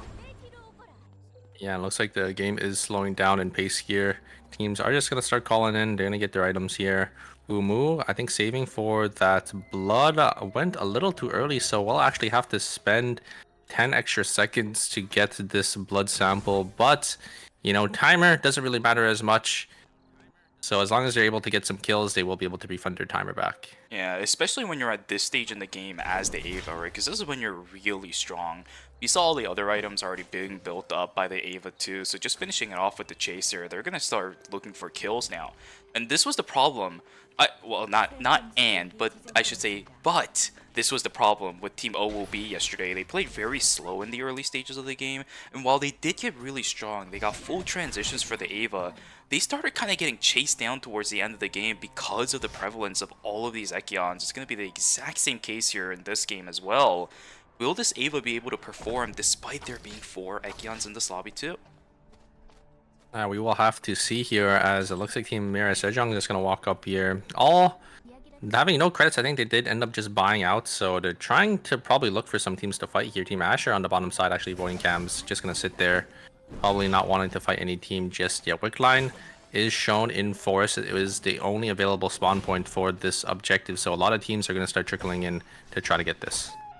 I'm a little bit worried here for Seongnam ROX as well. They've been down 2 members for quite a while now. Still down 2 at this point. Jengy's going to have to blink away. Curry looking to blink away here as well. Uh-oh, there's a third party. They have not that many utilities to get away, and it is the grinder, the meat grinder, straight in towards the members of Team Mudkip. Wako's going to have to back away from this one, but his timer is looking dire. 10 seconds. He's not even going to have the leisure to go back in towards the research center. He will, unfortunately, head pop, and another huge fight happening towards the north side of the map. Luminal is going to be able to absolutely disintegrate Rosner into the oblivion, and you look at Bum. He is trying so hard to finish whatever he can off of this fight. Luminal is dead. Wait a second, there is not that much damage left on the side of Team Incheon right now. Oh, this Echion, hold up a second. Bum's doing a lot of damage. His bleed damage is actually not doing pretty good here either. Oh my goodness, it is looking tough. Both of those teams going to lose out on members, but in the end, 2 members down for BNK FearX. Sua should be able to get back up. Always Incheon losing out on the Shoichi and the Estelle. Wait, when did the Estelle go down? Oh, you're right. I think he probably got third-partied by Team Asher on the bottom side there. That is very unfortunate. But yeah, Bomb is having so many items, I think, over the other two, just able to clutch it up for their teams. We saw, you know, all the bodies just exploding to make sure none of the teams get the execution bonus. But on this side, it looks like we have ROX actually fallen, as Team High are going to be able to get a nice clean 3-0 on this team. Goodness gracious, all of a sudden, as soon as Wickline starts getting taken down, every single team, everywhere around the map is starting to duke it out of nowhere. Always Incheon down to 1. The Ekion's the last one alive. BNK FearX, 2 members down. The Echion is the last one alive. He had timer to res? I don't think so. I don't think so either. Look at the area of hotel. Is he even going to make it inside? Okay, yes he will, just barely getting in there. But there's too many teams. He has to res in hotel here, yeah, but maybe these 2 teams fight, and maybe that gives him the window to res here. Oh, God! Like I do end up finding him, and I think that is going to be it for Always Incheon. Does end up getting the CC lock. Ooh, the Dorito just doesn't connect in time, and he does end up getting the dash buffer. But look at the map! There is another team. He's still alive here on 1 second on timer though, so there is nowhere for him to go. He cannot go back into red, and I think he's just gonna have to rat it out here. Oh, absolutely brutal on the side of Always Incheon. BNK FearX also running out of credits to res the rest of their team members here as well. Fleeting Soul is going to land, but all that does is eat away a few more seconds. Yeah, I think they know there's another team nearby, so they don't want to send it there. Very good awareness from Team Mira Sejong, as I'm guessing they had console and maybe, you know, disappeared, or the console did end up swapping to Team High. So yeah, just not sending it there. Nice awareness for that team. we went from a total of 22 players, decimated down into 15 within a matter of 2 minutes. That's how many fights were happening across the map in the past couple of minutes. And now, finally, as these teams start to breathe a little bit, spread out on the map a little bit more, we will finally find ourselves in a slight bit of a low phase. This team's looking for positioning now. Oh, whoa, gonna be finding a Team Asher, and with the Wickeline buff, oh my god, Jumo's health bar just goes absolutely nowhere. I'm gonna have to completely book it now. Yeah, and VRX do find Nulmok here, but yeah, both teams down members, not really much they could do, as it looks like Team Owu do end up finding the Ekion, but you know, the Blast Cone does end up getting him away. So yeah, looks like not really much for these teams to look for, as Jumo down to almost 20% HP, and maybe Uwu tried to look to capitalize here. VRX, I think, do have vision in the area. Maybe they try looking for something. Imperial does end up coming down, but a nice double stun, or I think that was the Shackling Anchors actually pulling back both Hisaki and the ERM. So yeah, looks like Marisojan gonna get a nice 2 kills for themselves. Oh my goodness, these fights are just never ending for so many of these teams right now. For Team Asher, they're stuck in a corner. I mean, this team has Wick. You're never going to try to push in on towards a wicked up Ava at this stage in the game. Jumo, is he going to take more damage? Piet trying to hold up in the front lines to the best of his abilities, but he's already taken down to half. Team Asher, I don't know how much timer they have left at this stage in the game, but we'll have to see if they're going to be able to withstand this going into the Sanctuary. Jumo. The Wick buff is and the poke from Eva just too much. They gotta go sometime. 3 seconds. Yeah, they need to look, or they have to. Yeah, they don't have timer to burn. To burn into red here. They're just taking so much poke, and whoa, playing their effective range so well. Here's the Peacemaker. Oh, the ultimate does end up missing, but it does not matter. Piet is going to fall actually to VRX on the bottom side here, and it looks like whoa, gonna be able to get a nice, clean.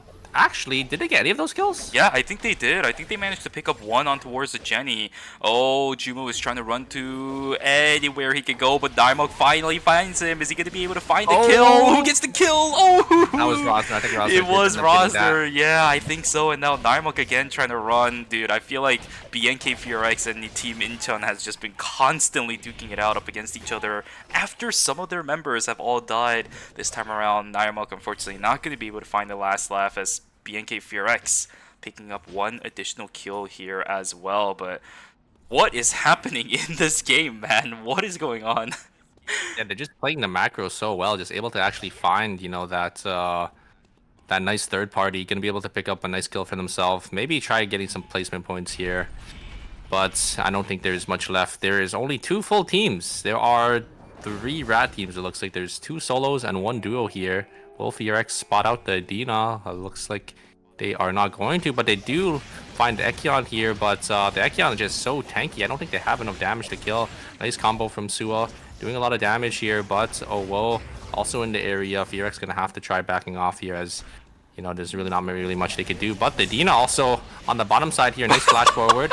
It looks like FRX is going to be able to claim that kill. Actually, probably get another one. So not only do they get 3 kills as a duo, but they also get 3rd place for themselves. So really nice. Oh wait, maybe they try waiting it out here, as they have extra timer, but I think it's going to be enough. Yeah, what are they waiting out though? I mean, you take a look at the top of the screen, it says question mark, so there's not... I think they realize there's... Or maybe they think there's another team, because, you know, there was question mark. I mean, there's not really much they could do here, right? So, because I think they know there's one team controlling the bottom zone, one team controlling the top zone, so maybe they're trying to look, or maybe they're going to try to wait for another team to go in. But yeah, looks like they're just going to die here. They definitely don't want to, you know, -1, so they're just going to feed the 2 kills into team. Oh, whoa. If I'm going to be honest with you... Is that a bikini on the Eva? I think that was. Maybe. Here's the Fleeting Soul coming in. It does hit onto the Shukai, but everyone else is a little bit too far away. Okay. I think team... What is it? I think team BNK FRX was actually thinking that whoa was going to walk up. Wait a second. Oh my god, one circle was sitting on 1 sec. Whoa! I know that they probably calculated that, but Jesus, that was really close. Yeah, both members there. Wow. They I mean, they just kited back like so well, but yeah, I think that Nana actually flashed forward there and actually used Umu's blink as well. So both Eva and the Alonso are down their blink for this fight. I don't know if any of them have blink 3 because that might be the decider for this fight. Yeah, a bit of a heavy investment at this stage if an Alonso or an Eva starts getting Blink 3, but for Umu, I mean, they're going to have to fight it out sometime, right? It's the Hotel Final Zone, which is in a really bad corner. If Denana starts walking up against Umu, there is nowhere for this Eva really to run, so he's going to try Look to at find an that angle. shield. Yeah, The up shield against one is- circle. The shield, I think, is from Bikini with that Yep. new Tranquility bonus. So yeah, the Eva just gonna be deceptively tanky here. Gonna try maybe looking for some. Ooh, I like that vision play from one circle. Gonna get some damage onto Airline. Airline's gonna use his heal to get some of the health back, but the poke coming out from Shift. Umu is a decent bit. A nice E-shift from Romatic, and the damage coming out from Rio is going to be a lot here. Uh-oh. Airline taking a lot of damage. Here comes the Altake. Is gonna be enough here. The Peacemaker goes a little wide, but yeah, looks like the Shuka is just gonna fall. The Peacemaker not really able to connect onto anyone. Yamashita just kited back so well, and it looks like it will be a nice clean 3-0 for Mira Sejong, winning the game with 10 kills. GG's to Mira and Sejong, and again, it seems like it's a perfect split between these members. Heart, Peacemaker, Eva's VF Eruption, the combo usually tends to rip teams apart, but Mira and Sejong has dealt with that plenty of times in the previous season. They're going to be able to handle Team OWOB so well. 10 kills in hand, first place. They're going to be able to jump up another 18 points, well above every other team when it comes to the leaderboards. Yeah, they are on their A game today. They are definitely turning it up to like 100, winning the first 2 lobbies with a good amount of kills as well. So they're definitely gonna be sitting in a really nice spot for themselves. Yeah, and by the way, it looked really easy, right, for Team Mira and Sejong to win out on that. But that right there is exactly how so many teams have fallen to Nemery and Umu. So don't think that it's easy, guys. That Heart Ava composition is extremely difficult to play into, and I just think it was Mira and Sejong macroing that fight so well. As soon as the Heart was attempting to go in, you saw the insta split.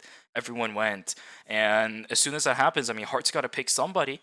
Heart's got to pick someone to try to make them dance, and in the end, it was the wrong decision this time around as she started to push in towards the Rio instead of pushing in towards the Carla instead.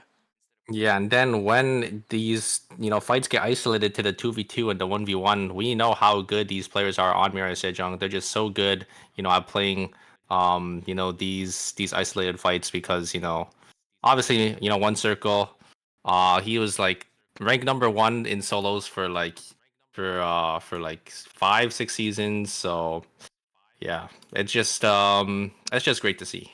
Yeah, another thing as well, I believe I saw this yesterday, but I could have sworn there was a situation where that wall right there that we saw both of those two teams fight up against, the Rio was able to outbeat an Eva right alongside that wall. I think the positioning from one circle was amazing, right? He was barely on the outskirts of the range of the VF Eruption, so he actually didn't take a single lick of damage from the Eva towards the end of that fight. It was all the Alonso, and most of the time when he was taking damage from the VF Eruption, he had the shield up right in front of him, so not really taking that much damage at all. While the Shukai, he doesn't get that. He doesn't get the shield. He can be tanky, but he will still eat damage from the Carla eventually as the fight goes on.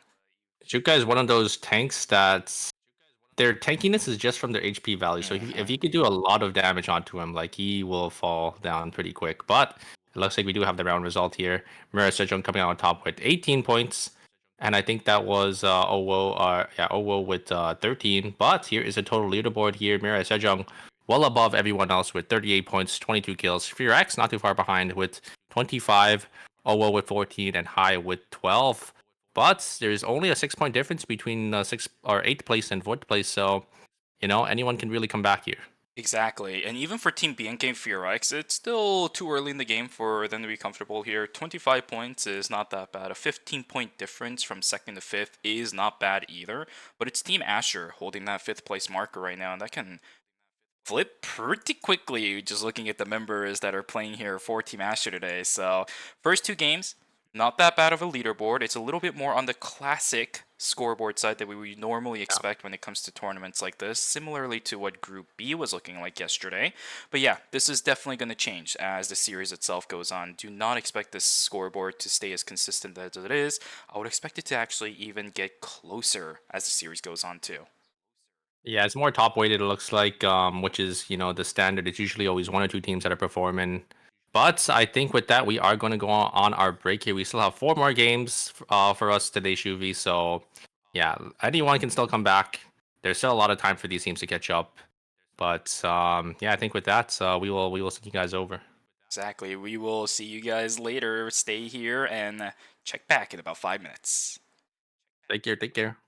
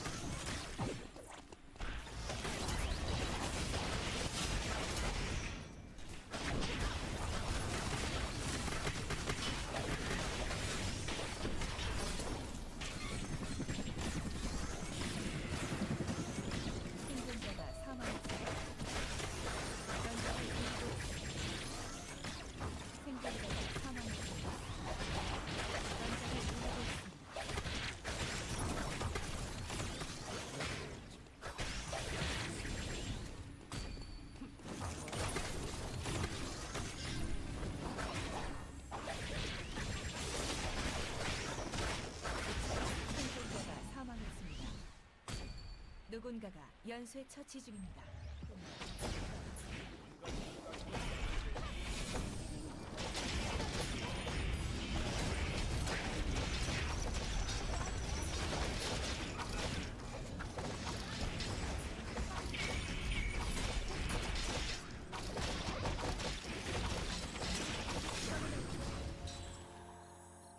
생존자가 사망했습니다.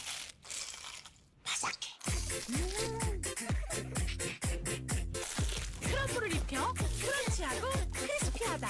바삭함의 끝판왕. 맛있는 60개 치킨 크크크.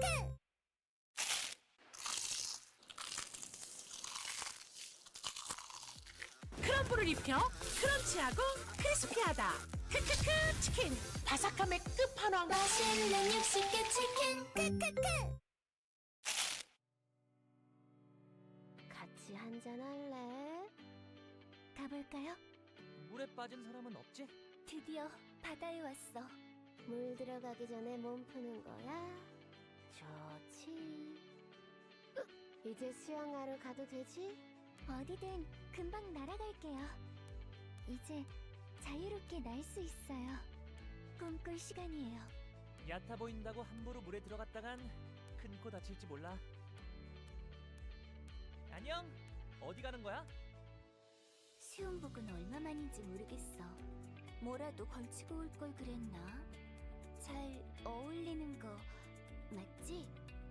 언젠가 오늘을 추억할 수 있으면 좋겠어.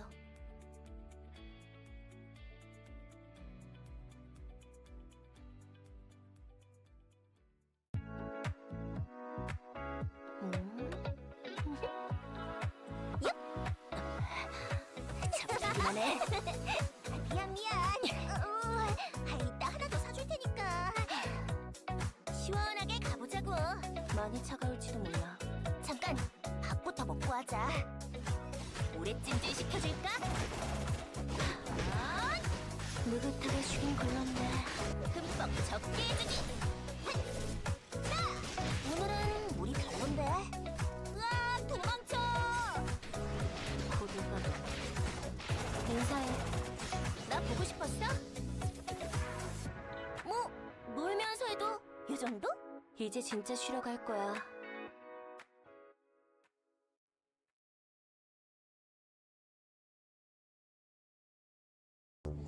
잔다. 휴가 퇴근이다. 드디어 먹어본다. 신메뉴야?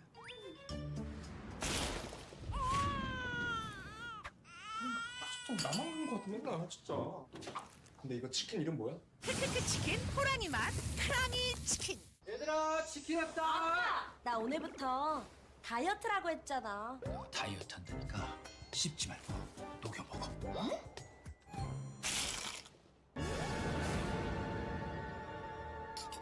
내가 그래서 내가. 빠사삭은 못 참지. 바삭함의 끝판왕 크크크 치킨 호랑이 맛 크랑이 치킨. 콘 크럼블로 더 바삭하고 갈릭 파우더와 콘 후레이크 시즈닝으로 더 풍부해진 맛. 맛있는 육식계 치킨. 크크크 치킨 호랑이 맛 크랑이 치킨. 이게 바다 냄새구나. 바다 정말 보고 싶었는데 지금 지친 걸까? 모든 걸 물로 씻어낼 수 있다면 얼마나 좋을까. 죄인의 얼굴이 수면 위에 떠오르는구나. 심판이다, 심판. 지금으로 죄악을 씻어내거라. 먼저 지옥을 가 있으려면 잠깐의 휴식을 허락하소서. 나에게 남은 건 질뿐이겠구나. 죽어. 내 손이 피로 물들어가는구나. 도망갈 수 없어.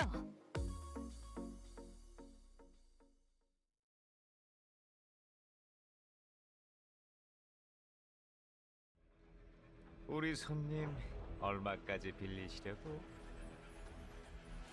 내 명함 받아가는 사람 중에 멀쩡한 사람이 몇이나 될 것 같아? 손가락 한 개당 100씩 삭감. 어때? 노블레스 오블리지. 이제 돈 좀 벌어볼까? 쉽게 가져가. 도망가는 거야? Alright, ladies and gentlemen, welcome back to the Eternal Hello. Return Masters Season 4 Phase number 1. We just came back from break. We had our first 2 games before we went on break. Now it's time for games 3 and 4. But because of the break, what that means is that we could theoretically have people swapping in. Yes, and with the addition to these bans, maybe some of these teams decide, maybe because, one of these players can only play like a couple characters, or they're more prevalent on, for example, like Bum, who plays Ekion, maybe they want to swap out these teams because they want to try avoid these bans. So we have to see, how these teams change up their roster. But I think we are going to jump straight into the picks here, Shuvi.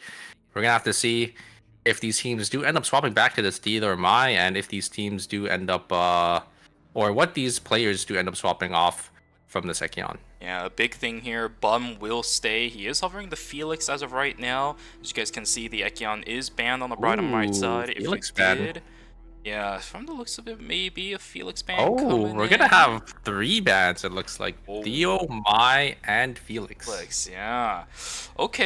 Okay, this is a little bit of an interesting thing. I was kind of anticipating a Felix ban to come in today as well because of the prevalence of that character yesterday during Group A and B as well.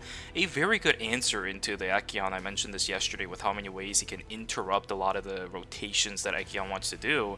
But he's also just pretty good in and of himself right now, although I am seeing Bum considering Vampiric Bloodline. Okay, yeah, no, there it is. No, yeah, okay. He just swapped. Yeah, he just swapped to the original. I think Felix is also just a nice substitute because he's one of those characters that sort of do what Ekion does, where he's able to jump in and try to disrupt the backline. So yeah, we have to see how these teams do end up using this character, because it is the Ekion players that are swapping into it, right? Like Bum and Pierre, both players, they did end up playing Ekion in the last game, and yeah, now that it's banned, they're on the Felix pick here. Yeah, and it's another thing for Felix that you and I were talking about during the break for Ekion, is that he is kind of deceptively tanky, right? With his E, he is able to dodge out on a lot of auto attacks, and then this game, there are a lot of them, right? Even like Theodore, if you want to count that as well. There's a Rio in here. There's a Jenny. How many Mize? We have 6 Mize. Oh my god. 1, 2, 3, 4, 5. What? We have 6 Mize in this game. What? Oh my god.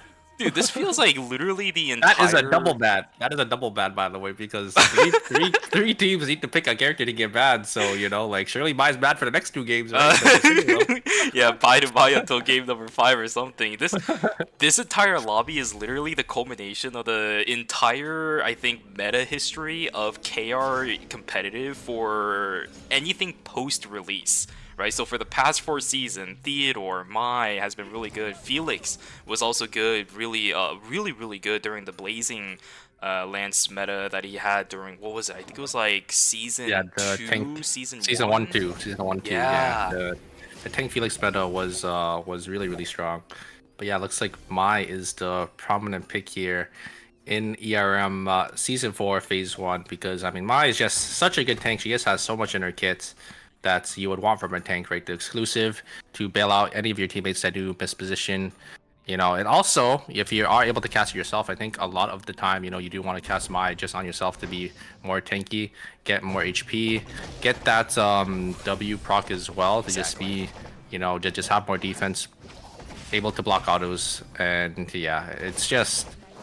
And then having that taunt as well, right? Having some good damage as a tank too, with like your Qs and your passive. So Mai is just such a nice character, a nice tank. But yeah, we do actually have an early kill, it looks like, from, I think, Team Mudkip there. Yeah, it's going to be even more things if I want to tack on more easy ways to deliver quick 3, which has been a really big thing with these Mize lately. And on top of that as well, I think you mentioned it really nicely. Something that a lot of people don't remember about exclusive is that you do get another proc of the Shaw Veil, which makes you so much more tankier. And we saw so many times throughout this tournament, we even saw it today, where Mize are just able to 1v1 Rios because of how tanky they are and how much damage they can mitigate from those auto-attacking characters. So I think you're absolutely right. Yeah, I think that's what a lot of people forget, is that Shawville proc on that R. It just makes, Mai is just able to be so tanky while doing damage as well. And then that Quake 3 providing, some of that nice CC. Usually, what like the normal combo of Mai is you jump in with your ward, you drop the Quake, and then you're guaranteed that taunt because, they are slowed. So yeah, just having so much in her kits to offer for her team.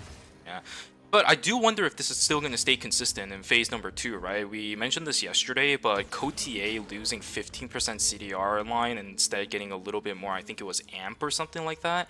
That's a very big investment you were putting into Cotier. Your big stat line that you did manage to get from it over the Holy Orders was that it did have 15% CDR for AMP characters. You're not going to be able to get that anymore. And yes, you can still run it for the Aoyai, absolutely. You can still run it for the Phantom Dress. You can even run it for the Mithril Crop if you really wanted to do so. But I think compared to even the additional attack speed you get from the Aoyai in comparison to the Murda, the cooldown reduction stat is way too good. Although Curry, oh my god, he's dead again. Well, the exclusive comes through and the red carpet pulls him back into the acceptance speech. Oh my god. Yeah. A nice engage from Juma there, and then pulling Piet in to actually, follow up onto Curry, and then they just obliterate Curry, and then there's just no damage on Mudkip there.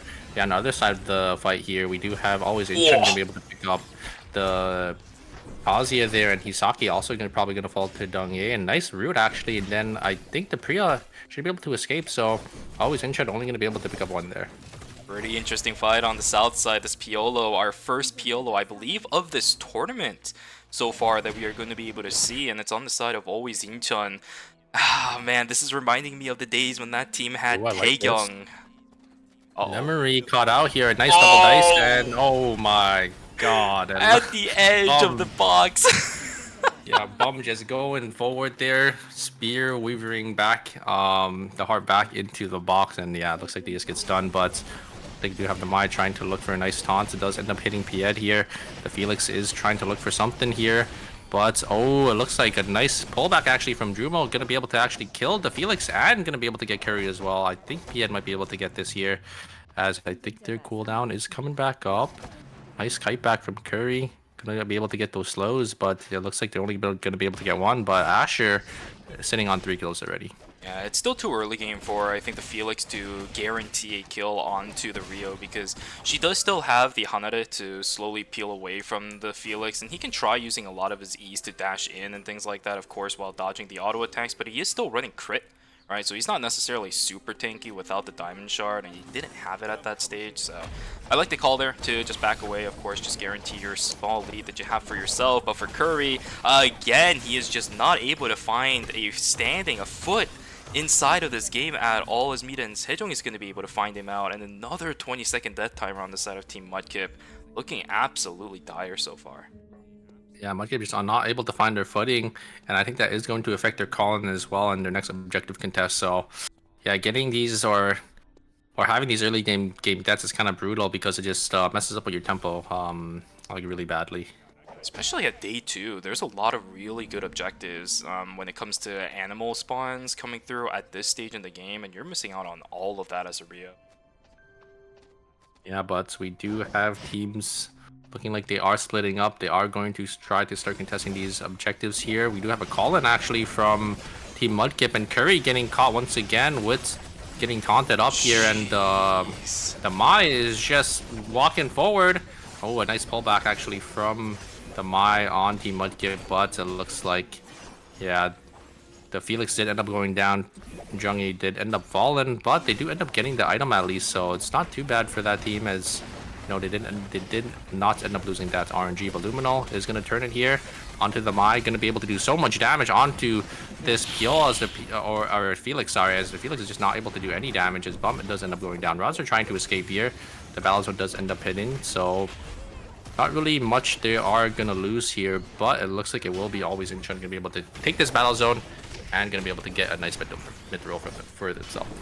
Quite brutal, but that does mean for Team Fear X, they're going to be slightly delayed, although their death timers are slightly matched up because of the fact that the Felix died a little bit earlier. So I guess that's a little bit of a sigh of relief for that team. But here we go, Team Asher looking for an angle over onto towards Umu, a beautiful blink out to try to save themselves a little bit more space. One goes down. Okay, both of those teams losing a member each. Piet down on the ground, down goes another member. Are they going to be able to win out on this fight? OUO looking for the fight. There we go. Narvik is going to get taken down. It is going to be at least a mithril pickup on the side of Team OUO. What is it gonna go on though? I guess the Heart could use it for GP and VG if she really wanted to, right? Yeah, I think that is what they will be making there, but a nice mithril pickup for that team. But yeah, we do just see these Mai just wreaking havoc on these teams, jumping into the back line and just trying to, you know, dissuade any damage, you know, coming into, you know, their team. And I think Team Mudkip is using it sort of aggressively here, you know, pulling the Felix forward, but we do have an ultimate actually. Luminal gonna hit the Spark Nade onto Bomb. They get some damage on here, but look at that is what I'm talking about. Mai gonna be able to jump forward and then pull their Felix in, and then Luminal is just, you know, just shredded there. Wow. Goodness gracious, a beautiful exclusive to pull everybody closer towards the Theodore. But here we go, another fight, as we are just never seeing no screen without a Mai at this point. Yeah, she's still going. Kyungkwae is going to get taken down, unfortunately. One Circle still pushing away Blaster and Nikasi. They're both going to have to run away. And my goodness, I mean, no pun intended, there's so many buys. We are just never being able to see a fight without one of these two characters. It is absolutely wild how important these characters are. The Quake initiation is just way too good. Yeah, there are 6 Mais in the lobby, so it is really unlikely we won't see any team fight without one. But yeah, the exclusive there coming out for both Mais, you know, trying to tank some more damage for their teams, but just not gonna be enough. But we might have another fight on this side here. Both teams having a Mai for themselves here, as it looks like MSJ going. They were looking to try to tank red and try to get that box, but looks like Uwu were there to intercept that. Yeah, we'll just opt to not do it instead, right? No reason for Team Mita and Sejong especially to risk anything right now. Because, one, they're so far ahead, and two, going into an Ava in that tight of a corridor, I don't know about that one. Theodore is pretty good in tight corridors, but you need to push your way in, whereas an Eva can just kind of hold her ground, which makes it much more easier for her to do damage into teams that are jumping into her. So I do like the decision for Mita and Sejong to back away there. And now, we might catch ourselves a little bit of a break here, and we might be able to actually analyze this game instead of casting a fight. Yeah, it looks like the fights are slowing down. Teams are just gonna, get some vision here. Gonna be able to check bushes, checking all these corners, making sure, no team will be able to jump on them here. As, yeah, looks like Team MSJ, I think they're in a pretty good spot for themselves. They do have, I think, about 6-7 items to their name. Every team is just looking to maybe set up for the next objective coming up in about a minute.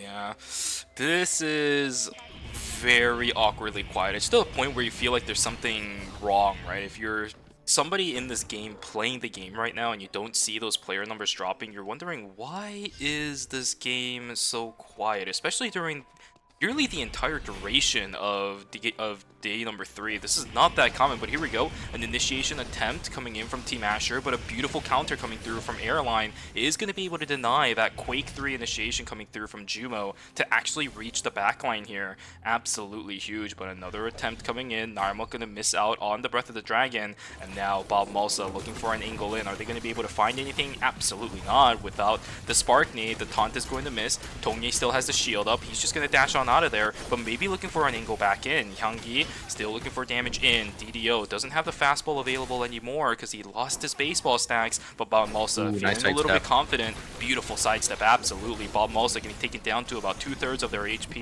Getting further taken down. DDO gonna be too far up in the front lines. Will get taken down. The Mai absolutely nowhere to support with the exclusive, and finally at the end of day number 3 we are finally gonna see some action in Lumi Island.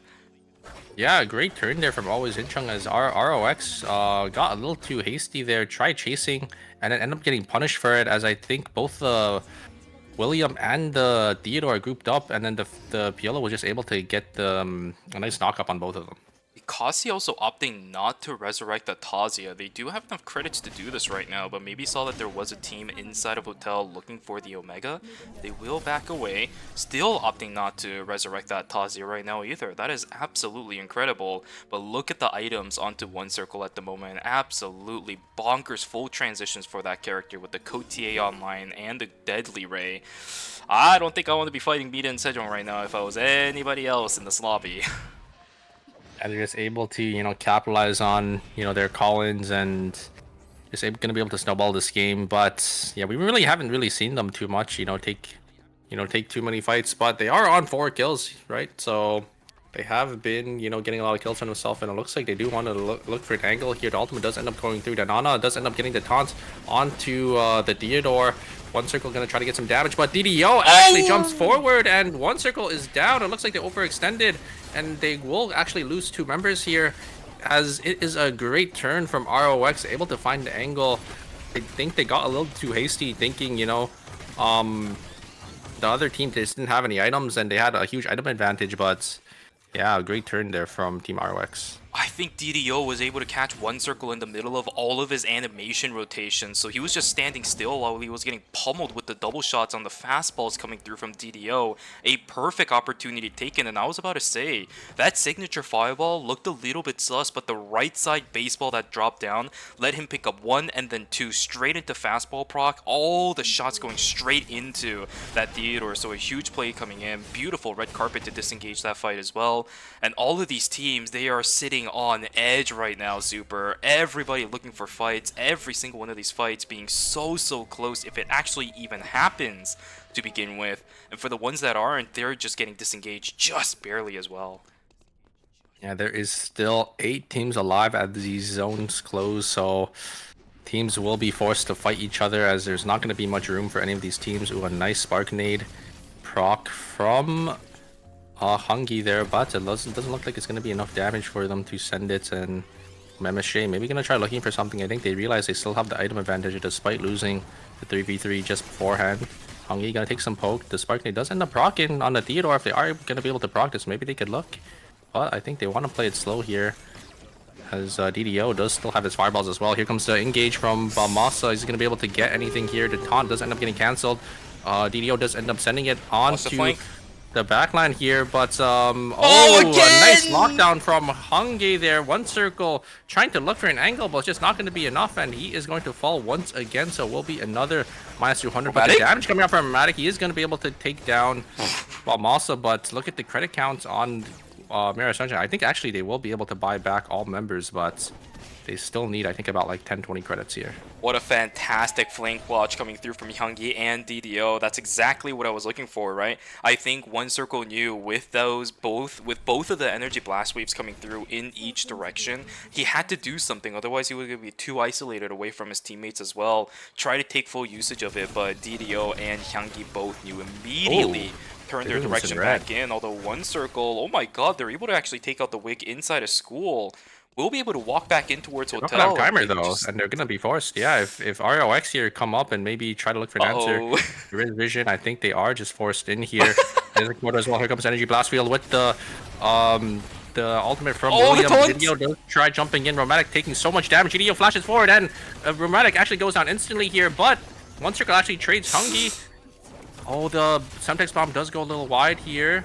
I'm also gonna try looking for One Circle. Oh, a nice exclusive actually to push video in, but it's not enough damage, and it comes down to the my 1v1.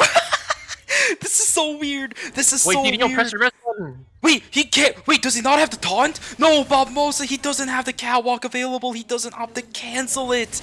And he will, unfortunately, lose out on his teammates. And now even more fights happening on the south side as Rosner going to be the sacrificial lamb unless he's able to get away from this one. But with the Free on the other team, absolutely not. Down he goes to the ground. B and KFRX down 2 members as the Arda gets taken down too. It is an absolute fiesta in night number 4 as the map closes in and these 8 teams alive have nowhere else to go but towards other teams. I think Balmasa recognizing that the my taunt wasn't there is just a great heads up play for that team, as Mira Sejong is gonna be the one that actually comes out on top, because yeah, RX gonna have to spend I think about 500 credits to get both of their teammates back up there. And yeah, I mean, I think DDO also pressing the revive button there was definitely a misplay, as yeah, the body is just going to be at 1 HP, and yeah, Mira Sejong's Mai can just kill the body, and then even if you know, the other Mai did have the taunt, they could just stick the res, right? Like they don't really have to like after the taunt does end up coming through, if it does come through, they could just res One Circle like right after. Yeah, but I think at this stage in the game, with it being day 5 and no teams gone, I think the true value of Mai really is showing. She's able to save herself as well as her teammates from so many deadly situations that all teams being alive with 22 members up and alive as well is not that bad. The only team missing members, BNK Fearex, is unfortunately the Arda and the Mai fell a little bit too late. Their credit count not looking the greatest as well. 5 kills on hand is not a bad result, but with 8 teams still alive, placement points is still in the gutters right now. Yeah, and there are so many kills going around this game, so yeah, they're definitely not looking in a good spot, but you know, 5 kills is a pretty decent amount too, so as long as, you know, Felix is going to be able to get some placement points for their team, it's not going to be too bad. But here comes the engage from Balmasa, the ultimate coming out from Theodore as well, but looks like Team High is just going to disengage there, as yeah, I think they might have vision in the zone and they know another team's nearby, so they don't want to take it here, as MSJ is going to be the ones with Wick line. Danana's still having Wick, both Dramatic and One Circle, not having the Wick buff anymore, but you know, they are still really strong, so they do want to look for an angle probably.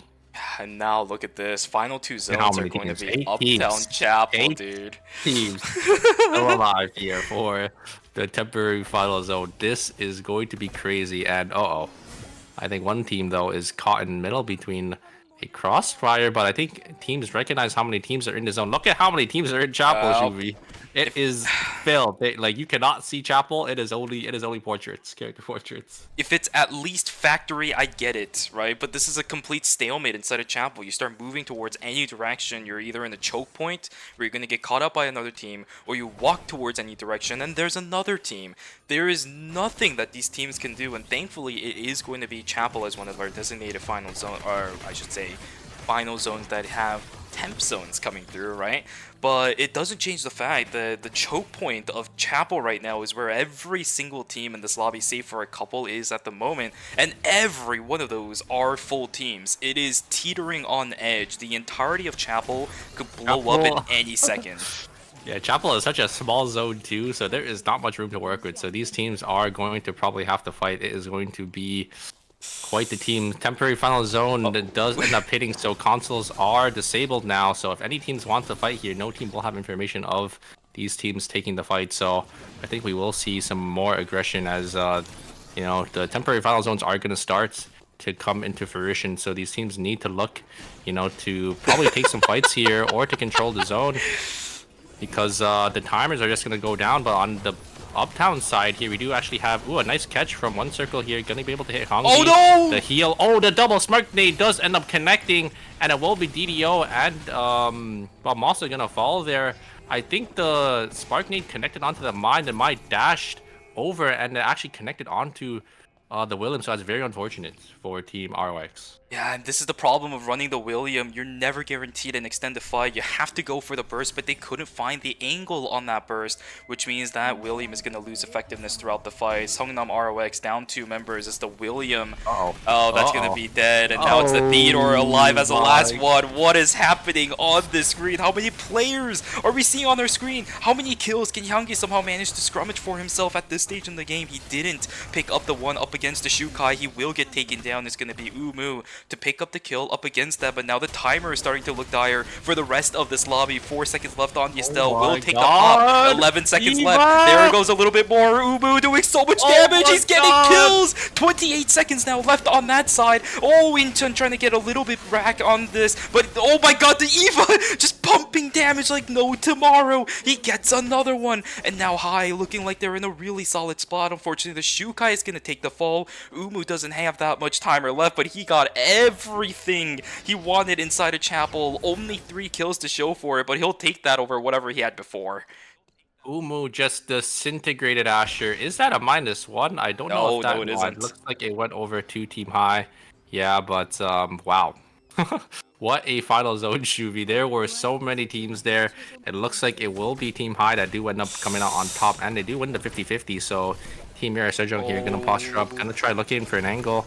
Looks like they're actually just giving up the zone to Mirai Sejong, and yeah, I mean they're gonna be they're gonna have to fight to a Theodore now. So it might be an uphill battle from here. Yeah, I mean, they're already at a range deficit compared to a Theodore Subami. Like, how are they expecting to push in on this?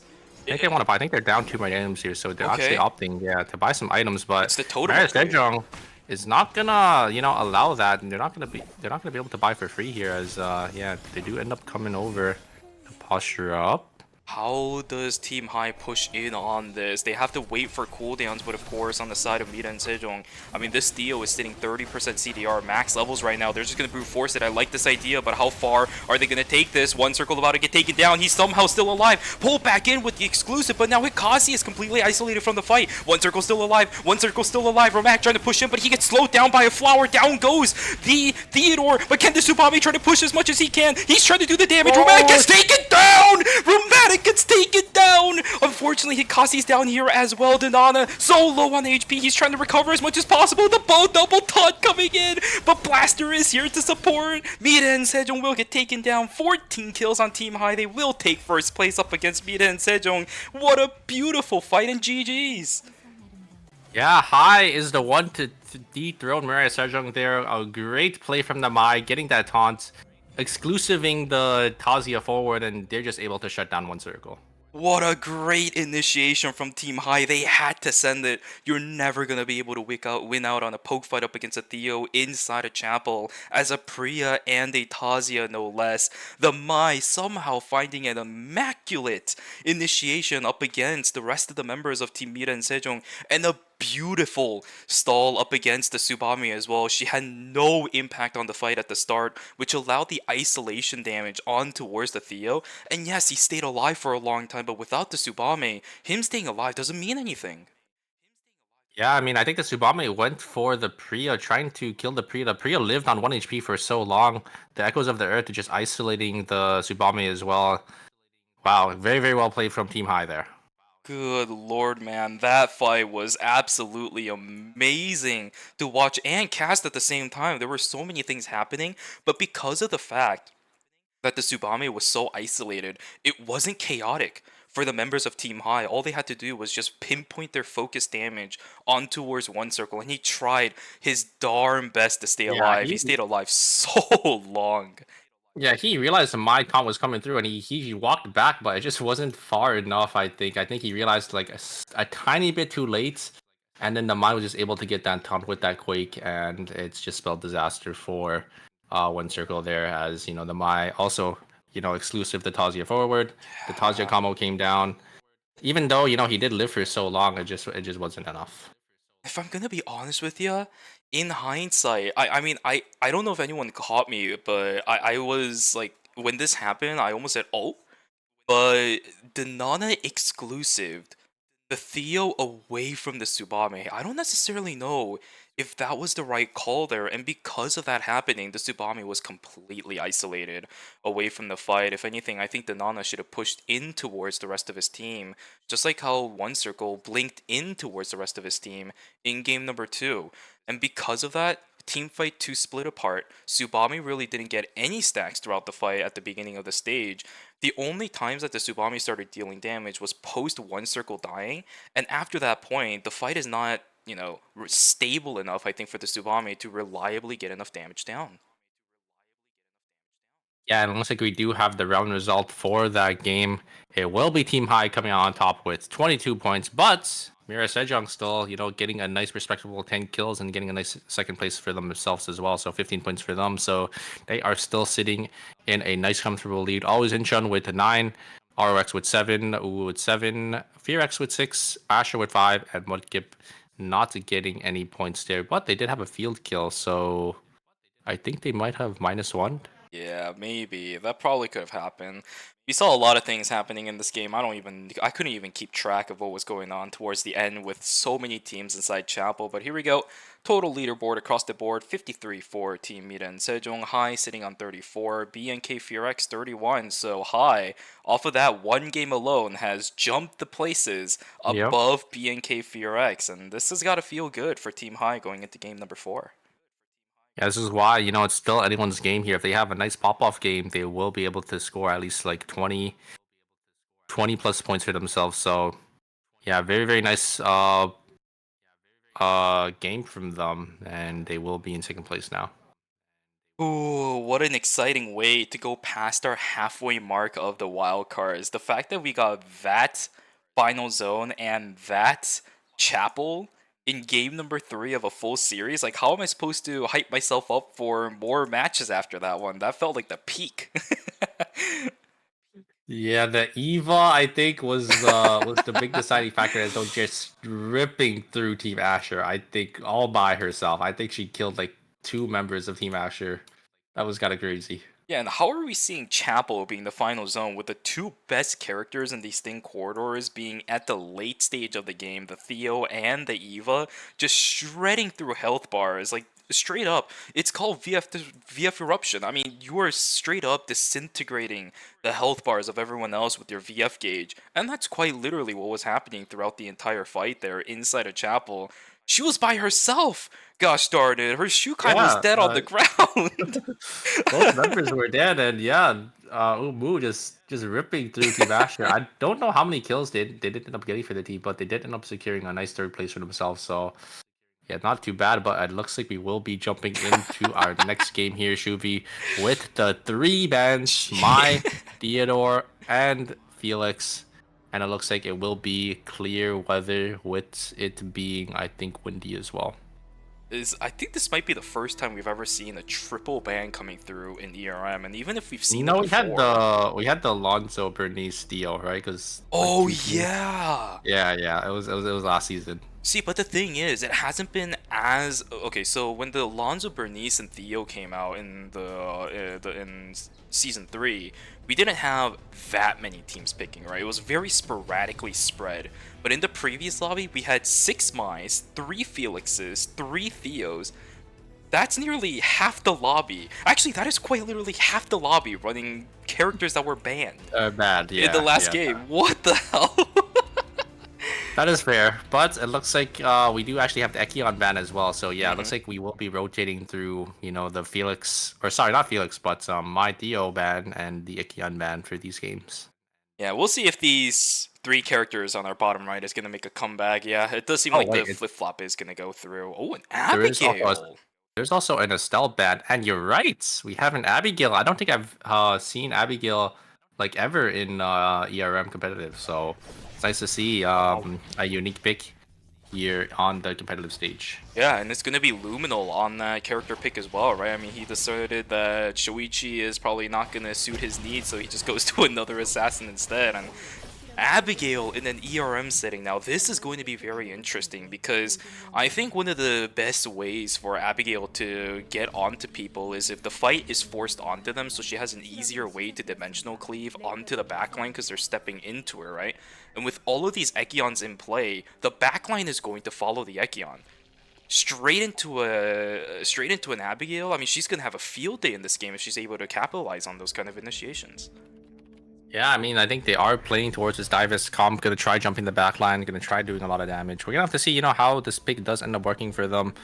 We really haven't seen too much success with Abigail, over on the NA side, but, maybe, and, Luminal's got something cooked up here, and, we will have to see, if this pick does end up working out for them. Yeah, even better, no Mai, right? So exclusive is not going to be an issue that the Abigail has to deal with. One of the best ways for teams to deal with that is that as soon as she starts blowing her entire combo on you, I mean, you just exclusive your ADC out, and then what does she do? She's just kind of in no man's land. So yeah, I really like the timing that Luminal is opting to pick up this character here. We'll see. I mean, he's going to go for probably the double meteorite transitions into the 4-score chest, right? It's just been pretty classic on the Abigail where you go like Nightmare Nails into the astronaut helmet into what was the chest piece again? It was Revenant. There you go. So yeah, we'll see how fast you can get that set up as an Abigail. Until then, you don't kind of have a game right now as an Abigail, in my opinion.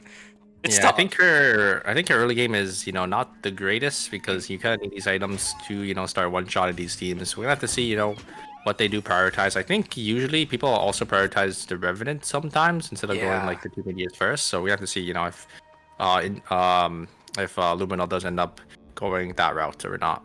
I actually couldn't catch what tactical skill he was running. I mean, I would have to assume that it's going to be Blade of Truth, because if he runs False Oath in ERM on Abigail, listen, Abigail in and of itself is a pretty interesting pick already to begin with, but if he starts tacking on False Oath on top of it... Oh, it's Blink! Oh, you're right, it is Blink. Oh my, okay. Now that puts a new aspect onto how Abigail is going to be played then, because now you don't have to wait for initiation to come through. You are the initiation. Yeah, you can just blink forward, drop your W down, or, if an enemy gets a little too far away, maybe you could look for that blink onto the backline. So we will have to see, how this does end up working for Luminal. You can follow the Ekion. Yeah, I mean, that is a good point. That's so weird, man. That is not something that I expected myself to say, like, ever, because when you're playing Ekion and you have a team that, even if they have mobility, they don't have resets like you do.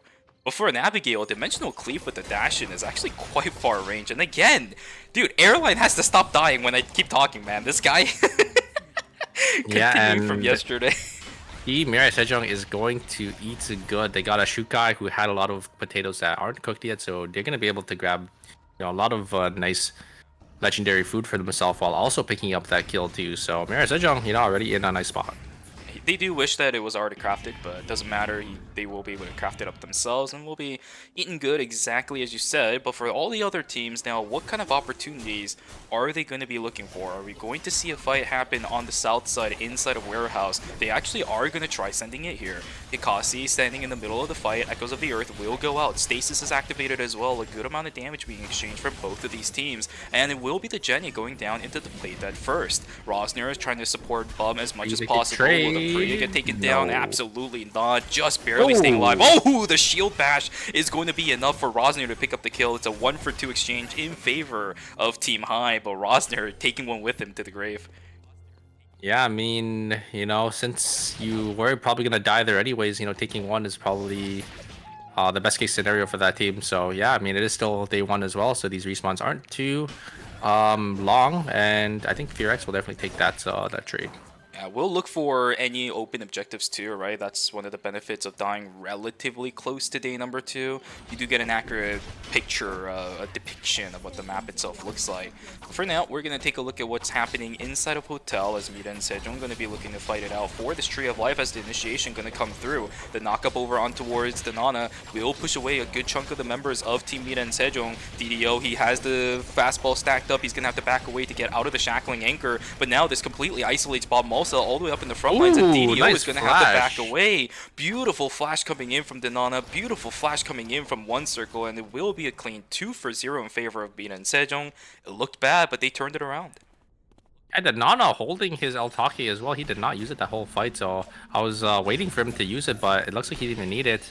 And I think holding it maybe to try to, you know, have an answer to the Willem engage. I think the Willem was probably waiting for him to use it as well. So these mind games, you know, from these players becoming out big for Mira Sejong. Exactly, and that's a big part of these fights, right? It's these small decision makings coming through from individual teams that really goes a long way right now. And in that fight, those small decision makings going in favor of Team Mira and Sejong. And for Seongnam ROX, I mean, it looked good at the start. There was really good pressure onto both the Alonzo and the Carla at the start of the fight, but the Rio mostly remaining untouched until she started going in towards the middle fountain. But by then, I think it was a little bit too late. The Ekion lost a little bit too much steam. Same thing for the Estelle, and the William, exactly as you said, was stunted by the fact that the Alonzo was still holding his kit for him. Yeah, it looks like we do have Team FearX going to be able to get their call-ins here. Bomb going to try lucky, and one circle actually using the White Lily to jump on out of there. To get some damage trade onto Bum, though, maybe they could get some more damage. Maybe they can look for an angle here. The rating of the arrows does end up going down to check that bush. No one's in there. And it looks like Team Mira Sejong is going to look for an angle. Wolvermatic user Spirit Arrow. It looks like they're going to hold it here. Rosner actually dashing forward here. The shield is coming up. The dash actually cancelled a little early. Bum jumping into the back line. But it's not going to be enough here. The ultimate does end up coming down. But Estelle already on half HP. Here comes the Eltake. And then Ana is going to be able to close that up and shut down Rosner. Unfortunately, I think Bum messed up his resets. He double dashed on the Rio. He was sitting at about 95 VF gauge.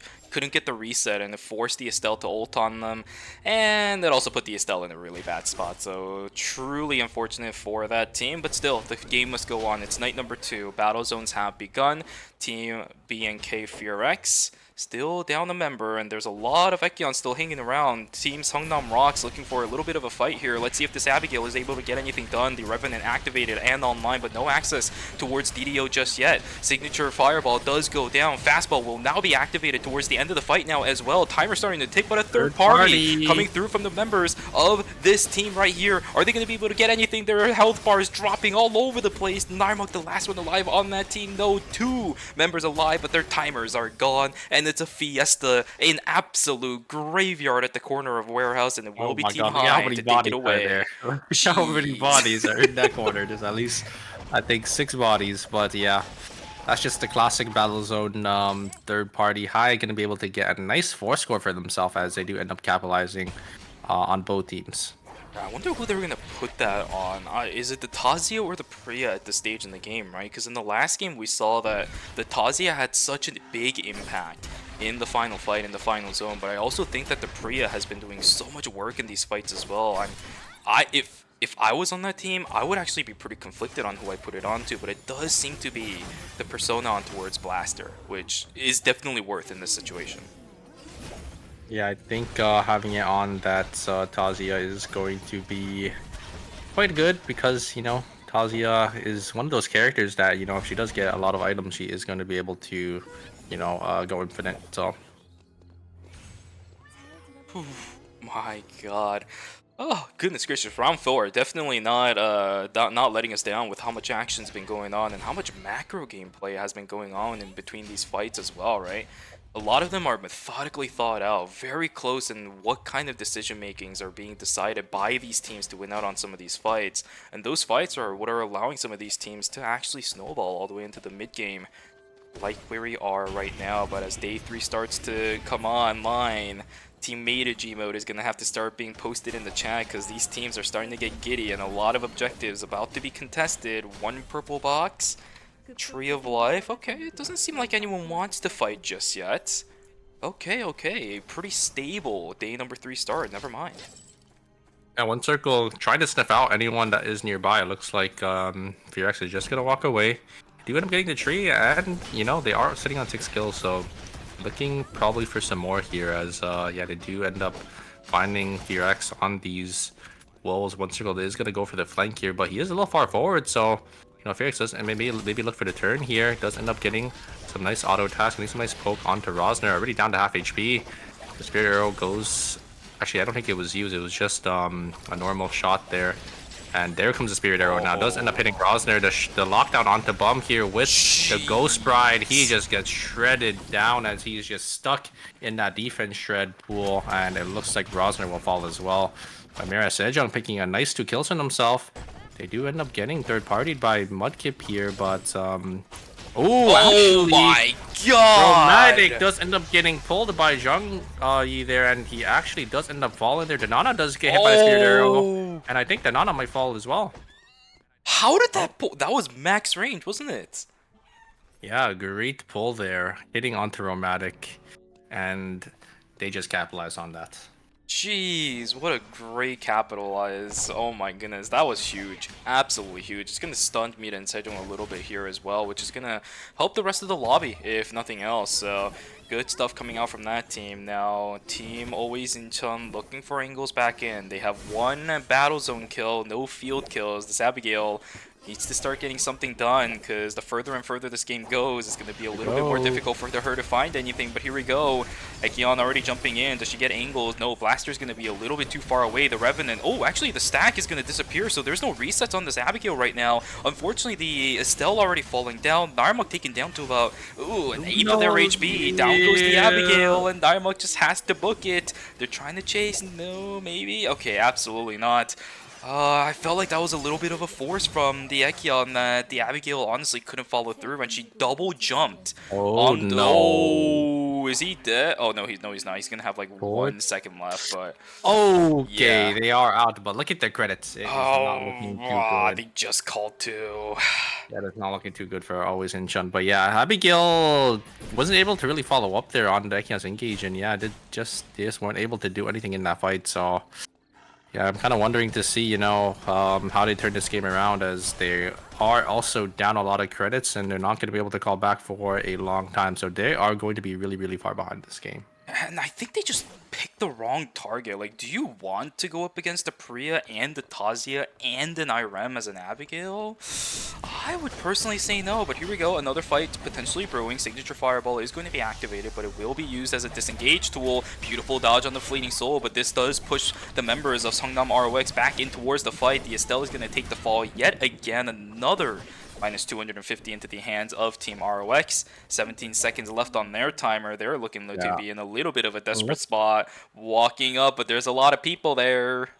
Yeah, look at Curry. Curry is already on full items with that fail not, so they are just looking so strong. They're looking to take fights here.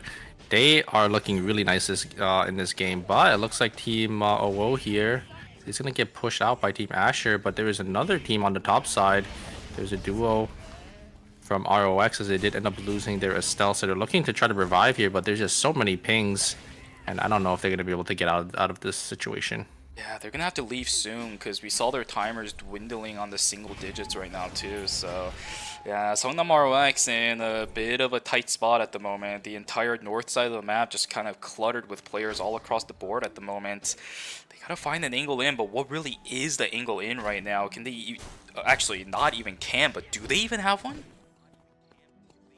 Looks like they're in police station, but I think Team Owo do end up sniffing them out, and they do recognize this is probably not a full team, so they will give chase here. And there's another team on the bottom side here, Team Asher, and I think they are stuck. Yeah, I mean, they've been playing the macro game as well as they can, but to a certain degree, there is a limit. Although, whoa, a perfect split between it. Oh, it's too late. The signature fireball comes out too late, which means Bob Malsa, now the last one alive on this team. There are still 8 teams left alive, which means the map still very heavily cluttered again. Super.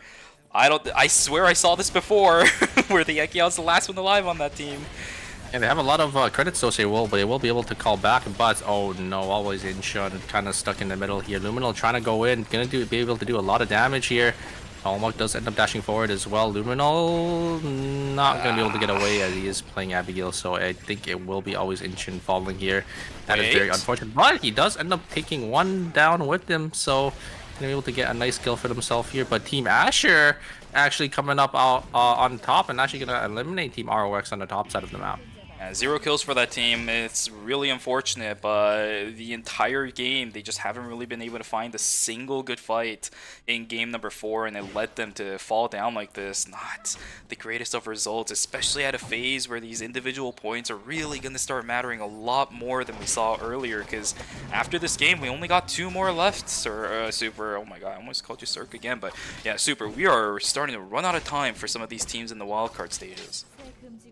Yeah, I mean, these teams need to find an answer, especially with all these bans and these comp changes. But it looks like we might have a fight on our hands in Fire Station here. Team Mudkip gonna get to Wick uncontested for free, so they're gonna be sitting in a really comfortable position. As not only were they, you know, already fully transitioned a little early on, but now getting that free blood and that free item from the Wick line and having that Wick buff, I think they are going to be looking really nice, and they're gonna be looking to try to close out this game. Yeah, they need to use this well, right? The entire series so far, Curry has been struggling for the most part. He really hasn't been able to find any angles.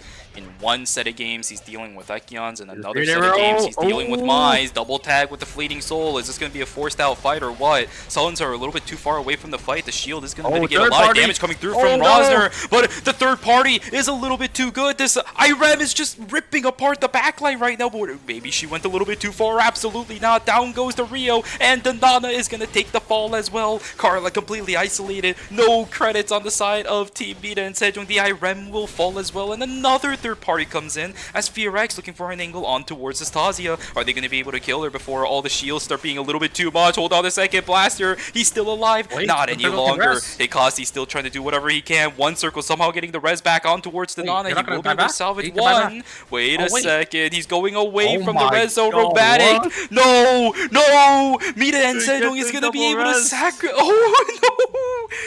They just didn't know at all. They got the perfect third party onto Mira Sejong. Mira Sejong sent it at the worst time, but they were just able to get both members back up as Virex were they were basically just occupied fighting the other team, and they do end up eliminating High and getting those 3 kills. But I think eliminating Mira Sejong there was, you know, it definitely should have been their priority, as they're definitely the strongest team in this lobby. Yeah, I don't know which team has what cameras available to them in Forest, but there were so many cameras in the zone. You would expect at least one of the 2 teams to figure out that Mita and Sejong is rezzing, or Mita and Sejong just somehow managed to dodge out every one of the enemy cameras. I'm not entirely sure what happened there, but now Rosner a little bit isolated. He can't jump over wall, guys. Wait a second. Hunter's gonna just have to send it. Here we go. The fight is gonna be forced out. Bum is out of reset. He cannot dash back in. So Hunter is gonna have to back out of the fight here as well. Estelle is going to be forced to use the Helitax stat to try to go back in. Health bar looking very bad on the side of Team Furex. Bob is going to die. He can't leave. He goes down, and now down to 2 is going to be BNK Furex. Yeah, bro, Matic just pumping so much damage out on the Rio. and one circle as well. Just gonna be able to combo so well off the CC, off the Alonzo, and that is going to be it for. You're actually gonna lose one member here, and I think they're gonna try ratting for some placement. Oh no. Jenny gonna try getting away here, but it's not gonna be enough. Play dead proc, wards are coming down, and that is going to be it for the Jenny. So it's just gonna be Rosner. Gonna have to play for some placement, gonna sit in that corner, in forest. Hopefully no one checks stats, but if someone does, that's gonna be a nice juicy point for them to take. Cascades too. BNK FearX punished for not fully killing Mida and Sejong, and what you said was absolutely correct. From the looks of it right now, Mida and Sejong seems to be the strongest in this lobby, and BNK FearX felt the full wrath of that inside a chapel, losing one member directly, also losing another member right afterwards. Now this is Estelle ratting by herself inside that cubby of Forest that a lot of people do tend to check. I think she doesn't really have that much longer left to live. Yeah, looks like Mirai Sejong, they do end up checking that bush, and Rosner is sniffed out, so he is going to have to walk out. He doesn't want to be trapped, but oh no. Where do you go? Oh no, and he's... Oh! Yeah. That's going to be it for FearX, but who's going to get the kill? It will be Team Asher, and yeah, FearX going to drop down in 5th place with 5 kills. Well, the other teams has to find something though. There's the pullback on towards the Horror. Airline's just gonna have to back away from this one. It will be the healing drone pop, but nothing else really coming from it. All the teams in Forest. What's up? Yeah, no teams really sending it there, because I think they do realize, you know, there's teams nearby, and you know they don't want to be the ones to get third partied. So yeah, all teams, you know, kind of backing away. But every team, yeah, you're right. They are all in Forest. So I wonder. You know, if Mirai Sejong is gonna hover, if they're gonna take their zone and try to look for some more kills here.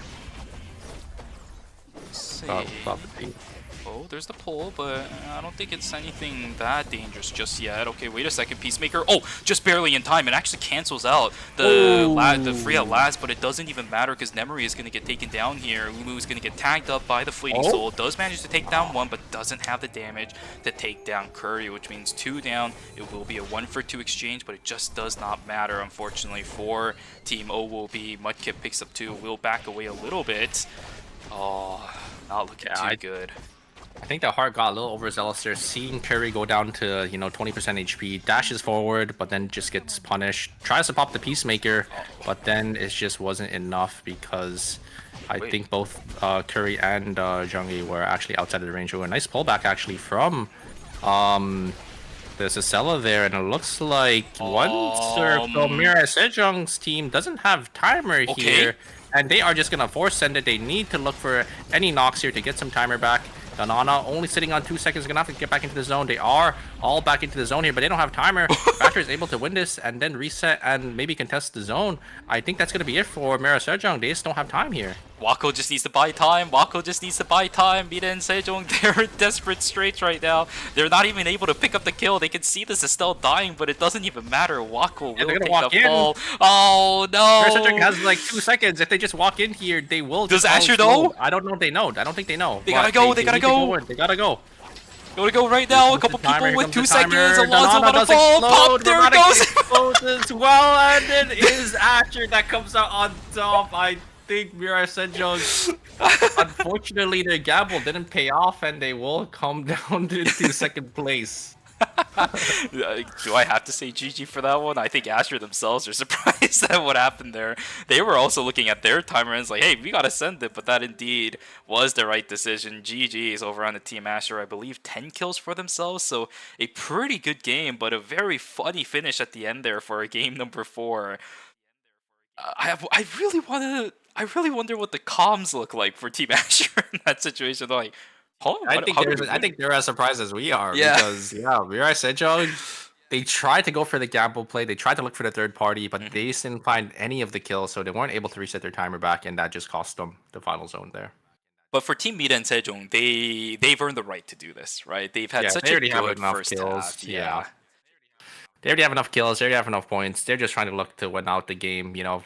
They went for the easy route because they didn't want to play, probably for the final 3v3, or They wanted to take the gamble to try to get some more kills, maybe get some more points for themselves, to maybe, cement themselves, with an even farther lead. But it just didn't work out for them. Yeah, or deny other teams some points there as well, right? That's the main idea around third party, is to try stealing away some kills here and there, but their timer was a little bit too bad. Didn't originally have control over the temporary zone, so they were losing about 10 seconds before they started looking for control inside of the temp zone. And yes, meanwhile, while they did get it for a split second, I think Denana walked out a little bit too far multiple times throughout the fight when he should have just kind of stayed inside of the temp zone, so none of them had enough time to go out and maybe chase any kills any further. And exactly what we saw just kind of transpired as it went. Team Asher picking up kills as they looped around that rock, and then picking up the Estelle, goes back into the final zone thinking they're going to be the ones to pop, but Mida and Sejong was in the exact same position they were. Yeah, they were trying to look for some kills. They were trying to get that Estelle, but they just didn't have enough damage because Estelle put their shield up, and then they just had too much damage reduction. And then, yeah, that just spelled doom for them because they just lost too much time stepping out of the red zone. And then all of them kind of exploded. If they were able to get it down on one of them, because of how the new timer change works, where you get the timer off the down, they could have maybe won the 3v3. But because they weren't able to have enough damage, and it was the Ekion that went in first, they just weren't able to kill him in time. Yeah, I could have sworn I saw an Awatake up from the Alonzo onto a Jenny, but that also only resulted in a playdead popping, so they didn't gain any timer back from that one either. So quite unfortunate there for Mida and Sejong, but then again, I think that in the end, it's just a little bit more of a morale booster for that team. Maybe they're just like, oh, it didn't work out. That was pretty funny. We'll focus again back in game number 5 and actually play our game as we're supposed to. So no biggie. For Team Mida and Sejong, again, they earned the right to do this by having a very, very solid foundation to go into Game 4 based off of the first half of the series so far. And then now, with the funny game out of the way, maybe in Games 5 and 6, they'll focus up again. And even if they don't want to, I wouldn't really necessarily say they're in a bad spot either. They could still play for a little bit more fun, and they're still in a pretty good spot. Yeah, they got another second place. I think they only placed the top 2 so far in the entire wildcard. So yeah, I mean they're definitely ahead of all the other teams by far. So if they don't want to just have fun the last 2 games, they probably can, and they'll still make it in. Exactly. All right. And now I'm excited to see what the score sheet is going to look like. Because, guys, we just finished game number 4, which means after the score sheet, we're going to go into our last break of the night, which also means the last potential player swap of the night going in. And now that the Ekion is banned again for games 5, we'll see what the determination is for these teams, because my Felix and Theo is coming back for game number 5, and I don't know. That is true. We did have the triple ban, and we saw 6 Mize played in the last game, so that is enough picks for a double ban, for the character to get banned, twice. So we're gonna have to see if all those teams do end up swapping back onto this Mai pick, because Mai is a really, really strong character in competitive play. She just has so much in her kit. Yeah, and as I said, half of the character picks in the last game was characters that were going to be banned in this one. So yeah, we'll see what ends up happening in game 5. But for now, let's take a look at the round results of game number 4. 18 points for Team Asher. It feels like it's been a while since we've actually seen Team Asher sitting up in first place when it comes to the number of points off of the round alone, but they will be sitting up there. So an okay foundation building up for themselves going into our final couple games. A good start here for Team Asher. But in second place again, Team Mida and Sejong will be holding there in 15th with 15 points, which will net them a very, very comfortable 24-point lead ahead of Team High in first place right now with the total leaderboard, and then BNK FureX and Team Asher following along with 38 and 33 respectively. Yeah, there is a 41-point buffer for Mira Sejong between first and fifth, so I think they're in a pretty comfortable position. Yep. They are basically secured their spots for tomorrow. But all these other teams, we have RRX here 18 points behind Team Asher, and Mudkip 17 points behind, Inshun 16 points behind. These teams need to find an answer. Yeah, if anything, maybe the answer might already be too late too. We are seeing so many kills happening across the board right now in these games that, especially when it comes to like Seongnam Rocks as well as Team Mudkip, I mean, their main DPS sources are the William and the Rio. I just really haven't seen it be too successful so far, but we will see what ends up happening, guys, because we're going to go on our last break. Go grab yourself some water, go grab a snack, maybe take a little bit of a stretch, and we'll see you guys back here in 5 minutes for games 5 and 6. Take care, take care.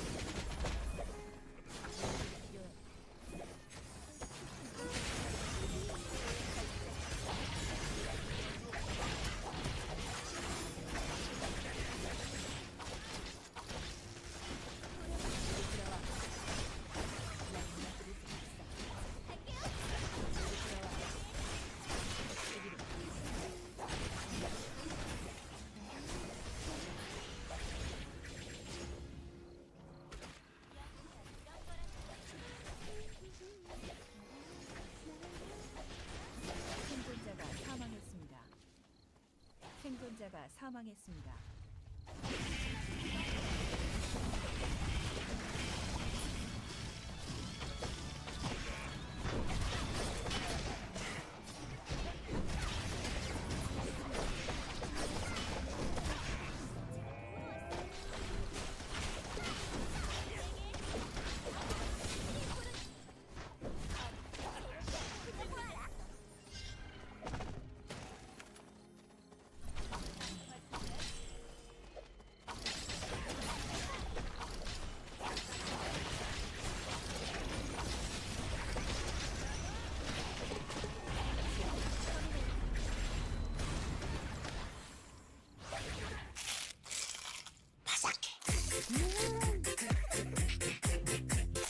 크럼블을 입혀 크런치하고 크리스피하다.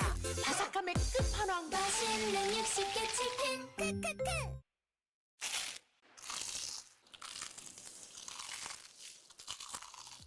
크럼블을 입혀 크런치하고 크리스피하다. 크크크 치킨. 바삭함의 끝판왕. 맛있는 60개 치킨 크크크. 같이 한잔 할래? 가볼까요? 물에 빠진 사람은 없지? 드디어 바다에 왔어. 물 들어가기 전에 몸 푸는 거야? 좋지. 이제 수영하러 가도 되지? 어디든 금방 날아갈게요. 이제 자유롭게 날 수 있어요. 꿈꿀 시간이에요.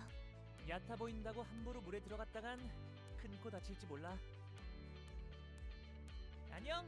어디 가는 거야? 수영복은 얼마만인지 모르겠어. 뭐라도 걸치고 올 걸 그랬나?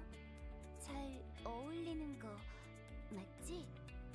언젠가 오늘을 추억할 수 있으면 좋겠어.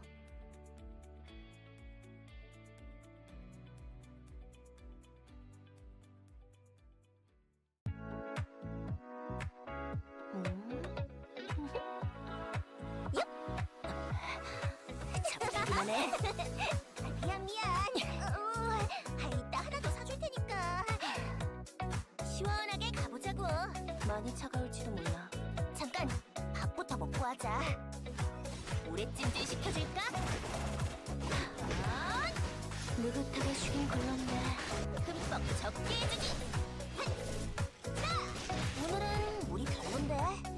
으아! 도망쳐! 고들갑. 인사해. 나 보고 싶었어? 뭐, 놀면서 해도 이 정도? 이제 진짜 쉬러 갈 거야.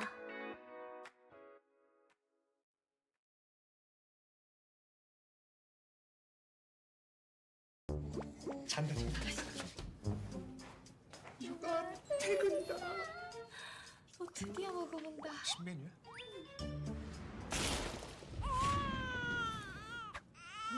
좀 나만 먹는 거 같아 맨날 진짜. 근데 이거 치킨 이름 뭐야? 크크크 치킨 호랑이 맛 크랑이 치킨. 얘들아 치킨 했다. 나 오늘부터 다이어트라고 했잖아. 다이어트 한다니까 씹지 말고 녹여 먹어.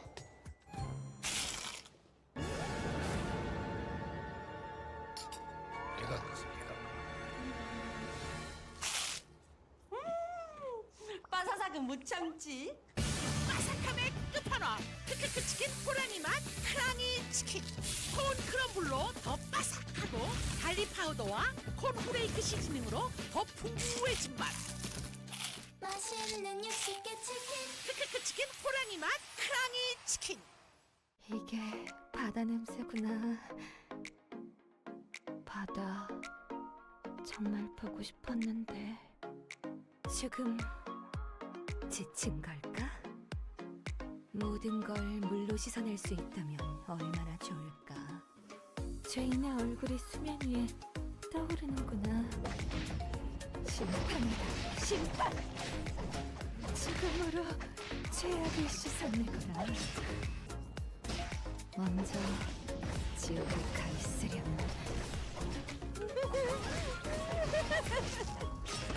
잠깐의 휴식을 허락하소서. 나에게 나온 건 질뿐이겠구나. 죽어. 내 손이 피로 물들어가는구나. 도망갈 수 없어.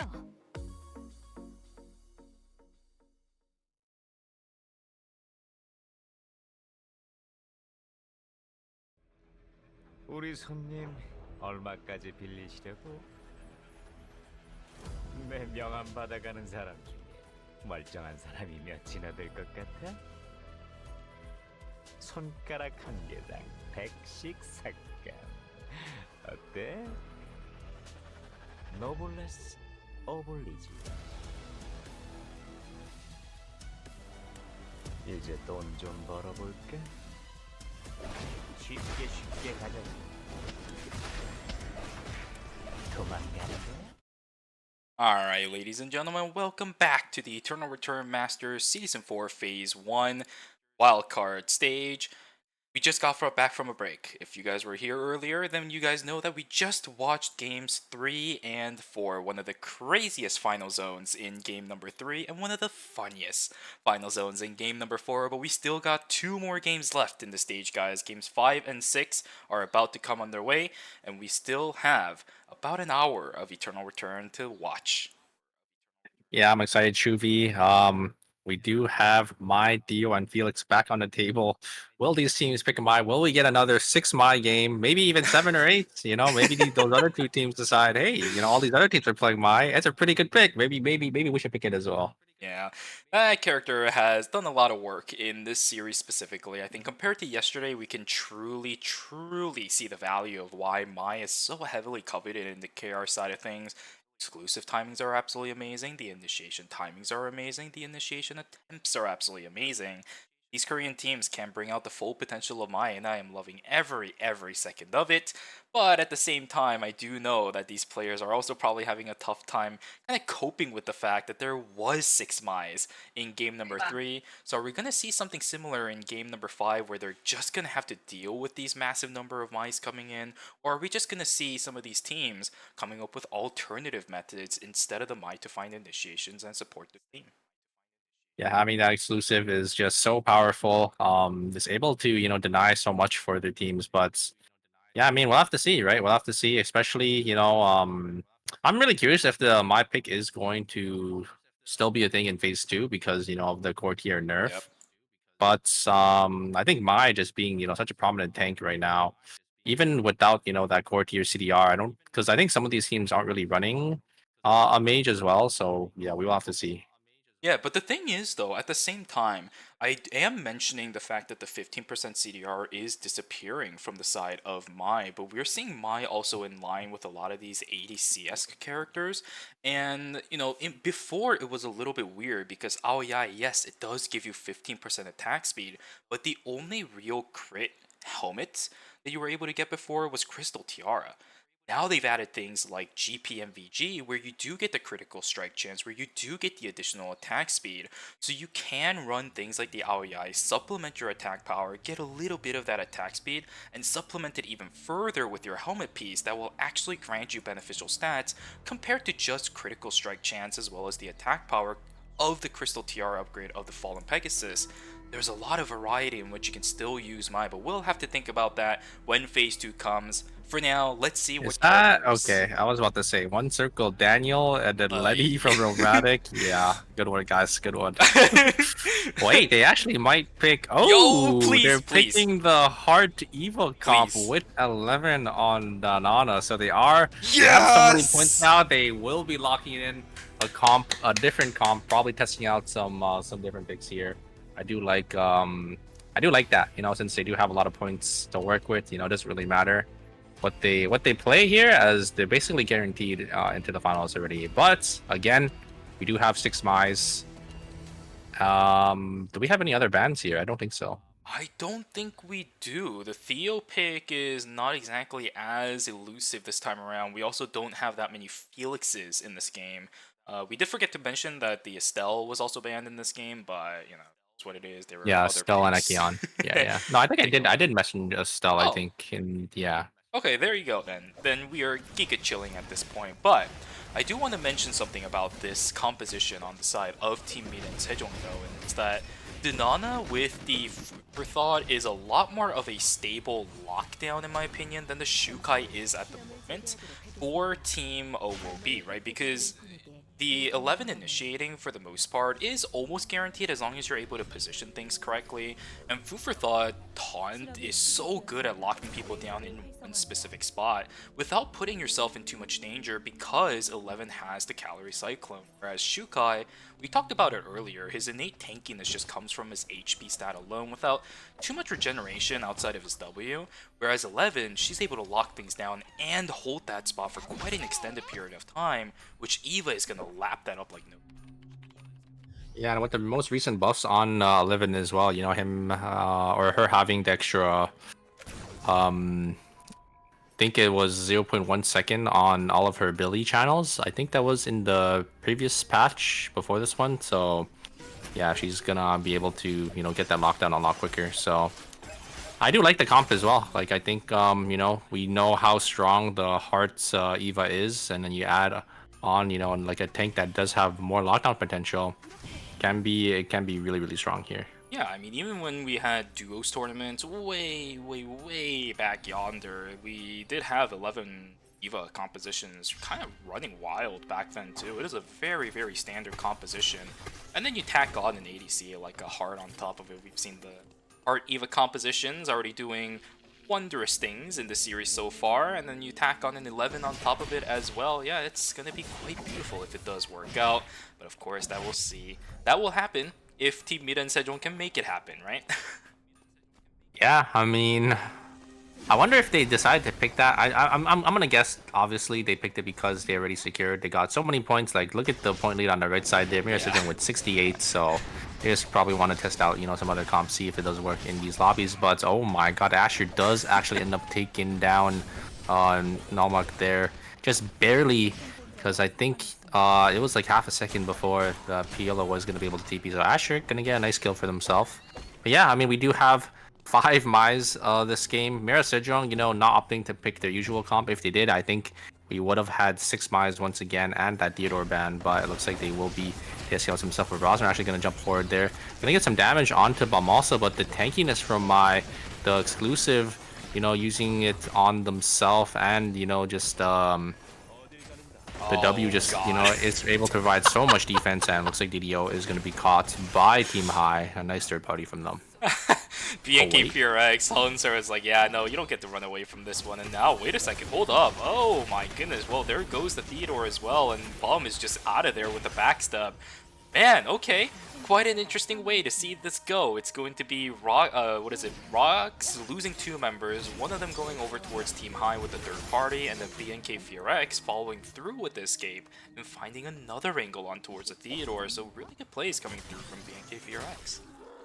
Yeah, and they're on pretty unique picks here. They're on the Arda again, and Bum is now playing Aiden because of the Ekion ban. So nice to see, you know. Haven't really seen the Aiden pick too often here, but a nice engage actually coming from the Mai, just gonna be able to deal so much damage onto Luminal, and Hisaki there to follow up too. I think Luminal is gonna go down. Hisaki gonna actually drop the Echoes of the Earth, but Luminal actually dodging all of the procs of that and just able to live for so long, and it looks like Nulma here is going to be able to actually kill Hisaki, so a nice turnaround from Always Inchon, going to be able to take 2 members off from Team High. Yeah, another fight inside of Hotel from the looks of it though. DDO in a whole heap of trouble, will not have enough damage to knock down Bob also trying to run away from this one. He will at least have the camera to jump across, but Sullens are using the Nimrod's Gate, trying to follow through on towards Bob Malsa. Oh, this might be a little bit problematic. Getting hit by the center of the queue as well. He's got to take the White Lily right now. He's got to go for it, but does he have the angle? No, he does not, bringing everybody closer to him. I think he's bought enough time, though.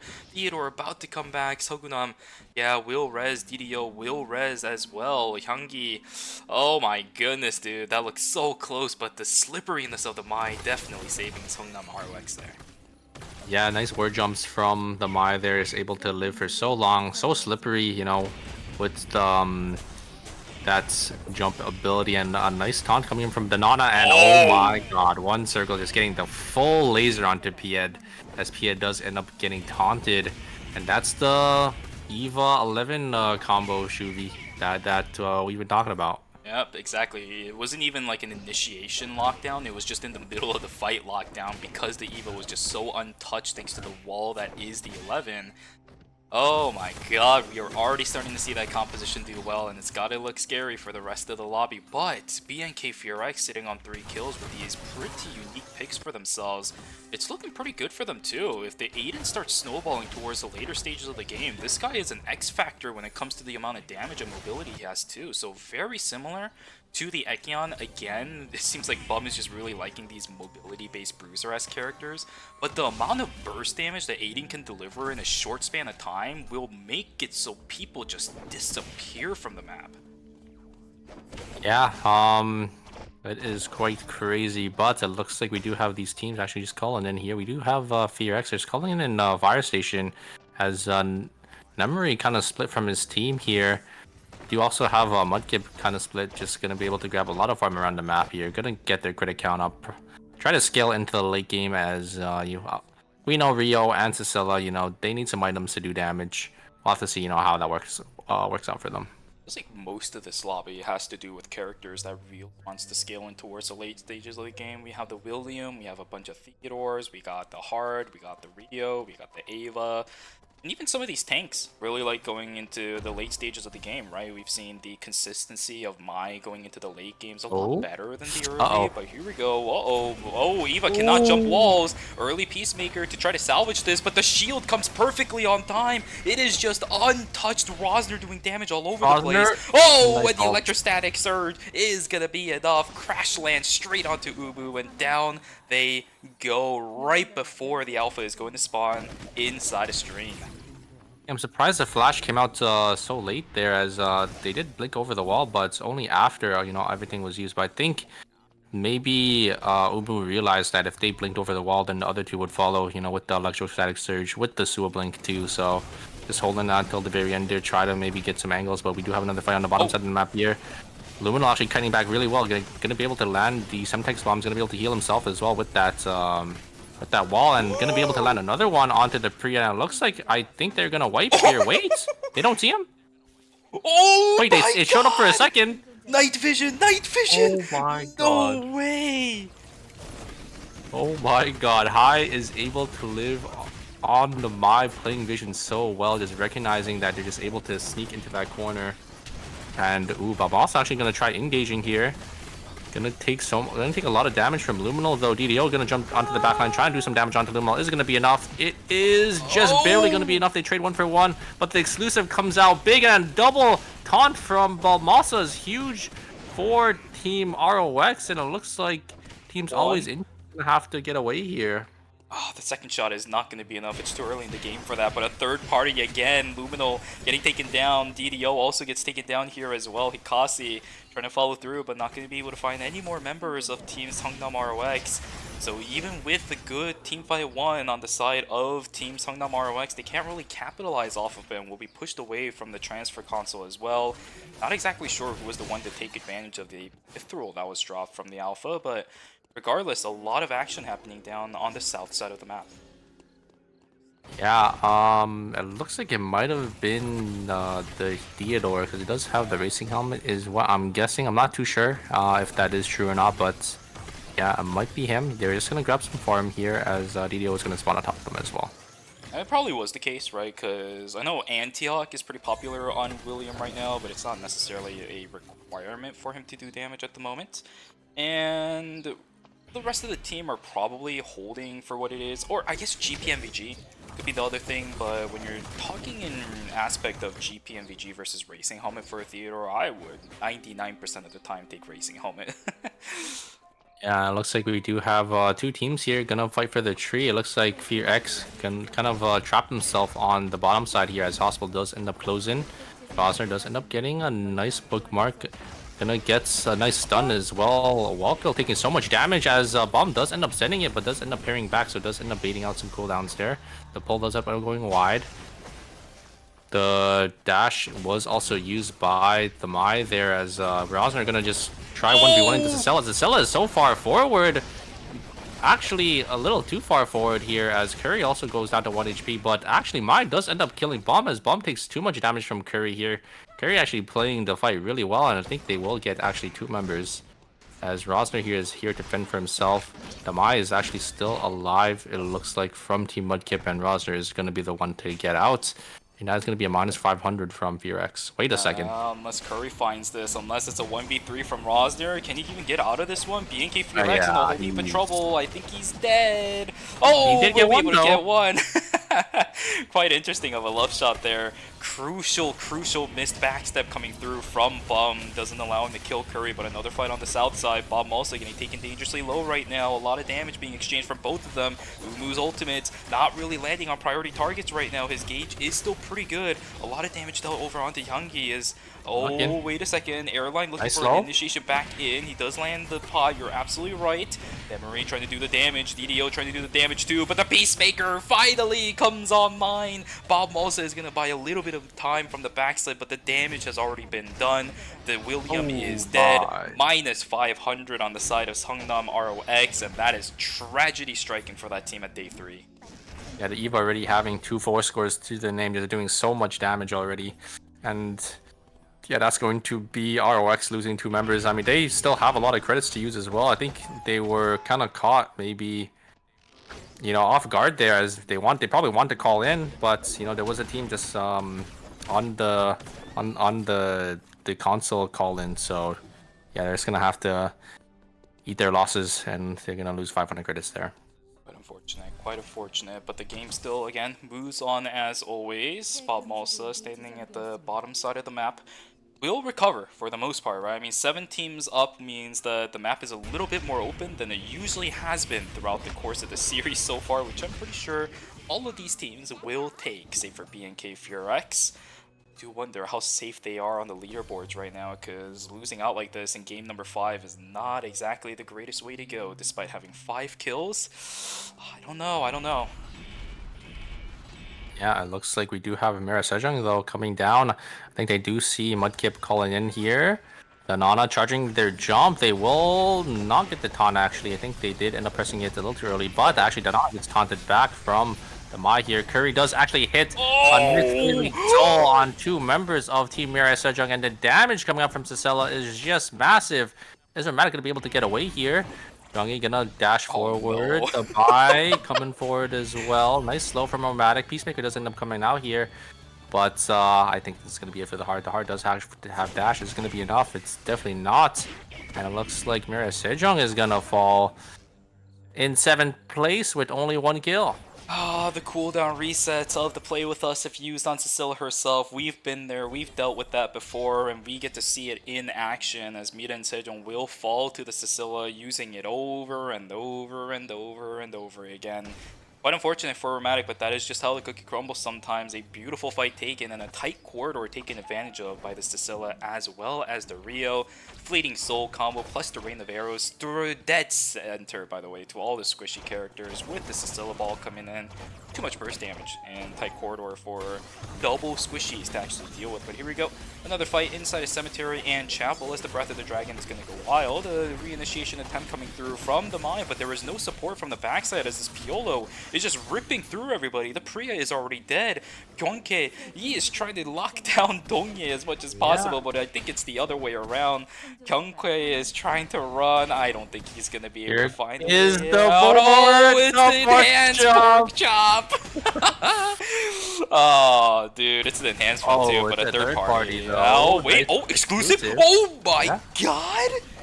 Yeah, and they're out. Wow. My god. That is the power of Mai. Getting that exclusive, you know, even if it's a third party, that exclusive can definitely get get your teammates out of those sticky situations.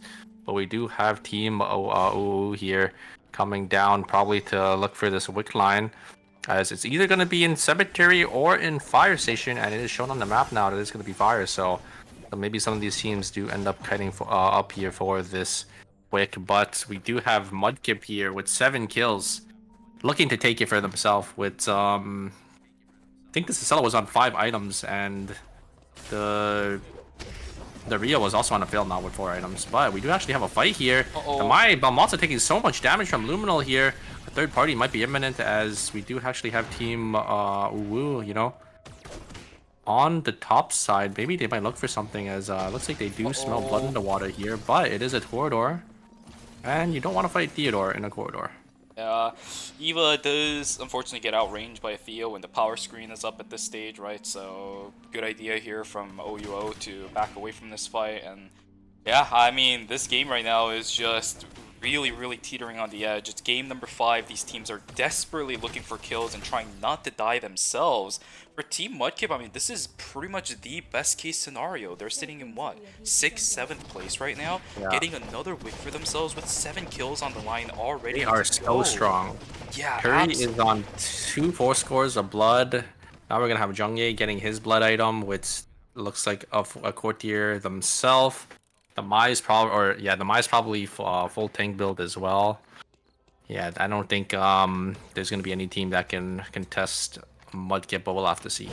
Black Lotus Shuriken with his Cecilia this late into the game will hurt so bad. I think at full HP, Free at Last will still do at least either about a third of a squishy's HP, or in worst cases, it could even do up to half depending on how squishy you really are. So really good pickup coming through from the side of Team Mudkips here, but they need to take advantage of it right now, right? Again, they're in pretty dire straits when it comes to the overall leaderboards at the moment. This Wickle line needs to get fully taken advantage. Luminal's Semtex Bomb does go a little wide here. They do smell Asher. They're actually gonna rip the ultimate into them here. They do have console. They do actually hit the Spark Nade onto Felix here. Is it gonna be enough damage? Jumo across the wall. They're getting a nice double taunt with the Quick, doing so much damage. But there's a third party as High comes forward here, and it looks like they are going to reap all the rewards as Team Asher is going to wipe. That is very unfortunate. Jumo having a fantastic turn, but the third party TB in from High, that's just, you know, a little unlucky. Oh, the Piolo getting us double Skyward Pummel onto 2 members of Team Asher is going to ruin their chances. Yeah, they will get the reses just before day 5 procs, right? So at least for Team Asher, they do recover, but not exactly in the best of spots right now because they are eating timer. Same thing here for Team Incheon. They're getting pushed away by the Ava now. Oh my god, I mean, what do you really do in these situations for all of these teams? It is looking bad. And look at the final zone super. I mean, we do have the Cemetery Pod final zone. We're gonna have to see, you know, how these teams play around these jump pads once again.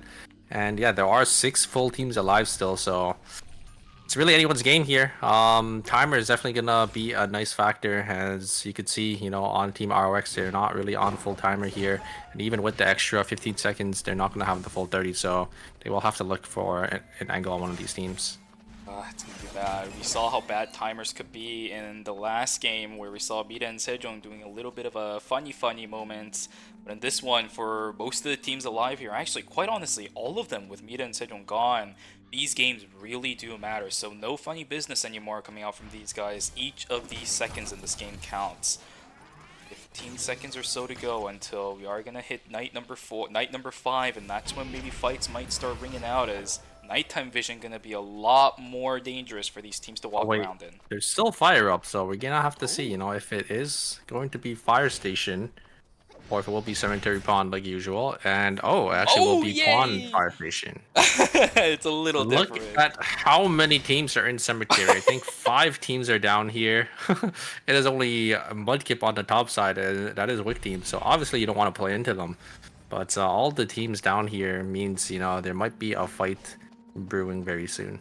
On the bright side, there are not that many choke points in Cemetery compared to Chapel. It's a little bit more breathable in, but if you're sitting in situations like this, yeah, it's not really going to look that good, with an Ava also poking out non-stop from the top side. I mean, where do you go, Fiora? I mean, these guys got to go. It's Hungnam ROX. You cannot stall out any longer, and the third party actually coming through from Team Asher, trying to push Team OUO out as much as possible. It's going to be a beautiful knockup coming through from the Felix. The Peacemaker is going to try to stall out whatever they can, but the Mai already gets taken down. Team Asher, crucial mistakes across the board right now, which means they're going to have to take the jump pad across, but look at what team is waiting for them right there. It's Team Mudkip. Jengi is slowly starting to push in. Look at the mini-map. Look at the mini-map. ROX, they got to take advantage of this, but can they right now? There's a taunt. It's going to miss straight on towards Umu. Another Mai about to get taken down thanks to the Eva, or are they? Look at the healing coming through from the Shukai. He's sitting up at the front, and the burn to a crisp. He cooks everybody. Let him cook, and Hyungi will fall. My goodness, OUO just sacrifices everything to the altar and says, "Dear God, let us win this game." Oh, and they're coming over. It's in red timer. Oh. Are they gonna be able to get anything here? Shukai does end up going in. Protocol does end up coming down. Is it gonna be enough? Oh, it looks like both teams actually disengage here, but it is an Eva. Eva versus Theodore in this corridor, but the damage coming out from Theodore. Airline gets chunked down to half HP, or actually only 30% HP, and nice actual body block there from Umu to prevent any more damage and to get the Shukai out of combat a little earlier.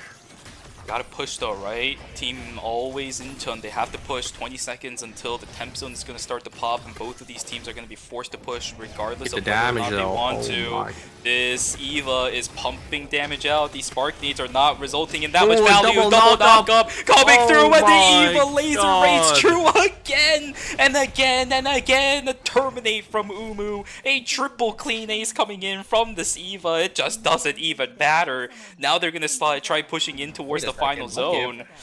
Wait a second. Hold up, Narvik. Who are you going to give the kill away to? Yo, there's so many teams here. I think Mudkip does realize, you know, they haven't taken the fight yet, and they're actually going to go back to their zone, as they're not going to have enough timer for this, and they actually give the zone to Umu here. A nice Peacemaker. The Eva laser is going to be enough. The exclusive does end up coming down, but the Maya is still alive. There's one! They do go down, and the oh my god, Dagos up there does end up coming down, but wait a second, can Blaster clutch up here?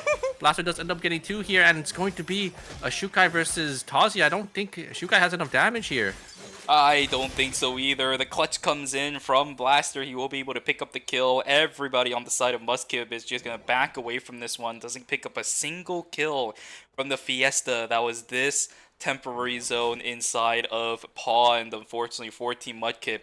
3 kills left on the map right now for those guys. They have to finish strong if they want to get themselves up on the leaderboard. But it's the same case for Team High. They need to confirm themselves in the top 4. And by doing this, game is going to be a possibility. 50-50, 1 out by Team High. A good amount of poke coming through from the Scylla. Ooh, this is going to be dangerous. This will really, really be dangerous.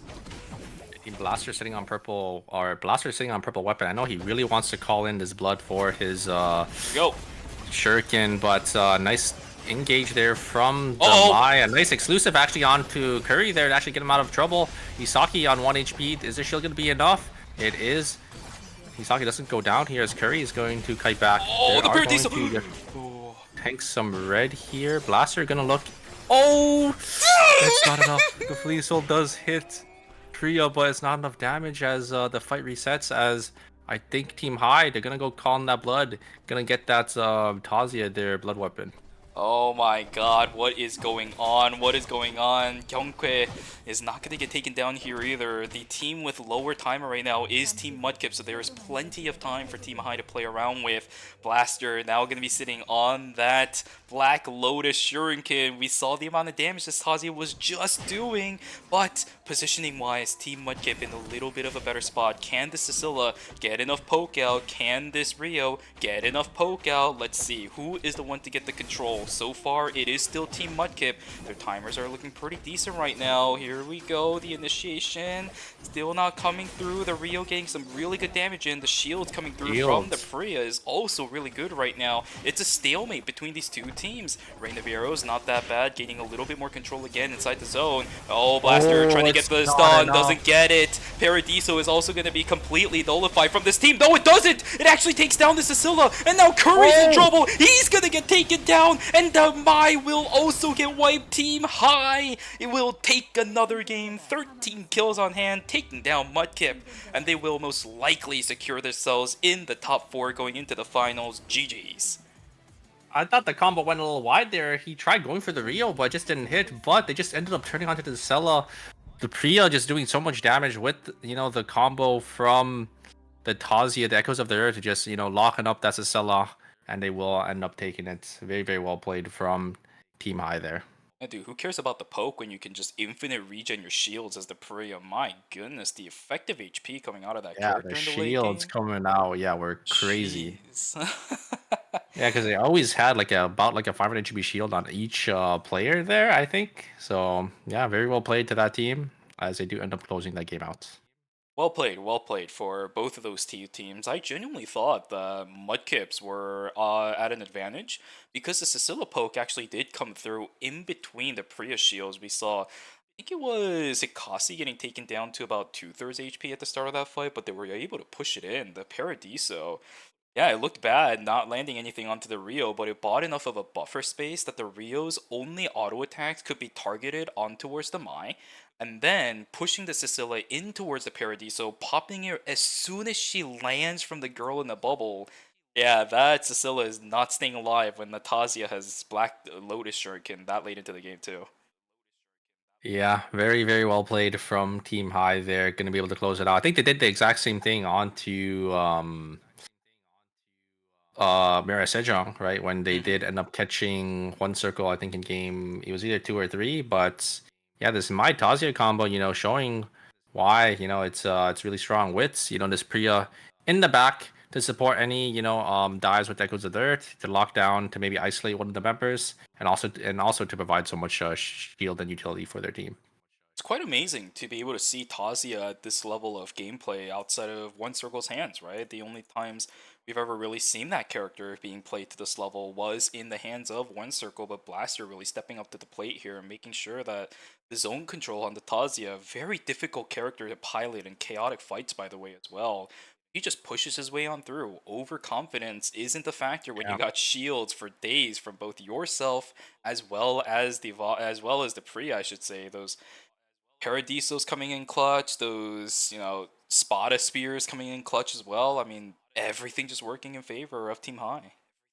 Yeah, and then Team Mudkip as well, the backline is giving so much respect to, Tazia because, if Tazia does end up catching you, you're probably as good as dead with the stun into alt combo. It's like you just insta blow up. So, yeah, this character, is quite the threat if piloted correctly.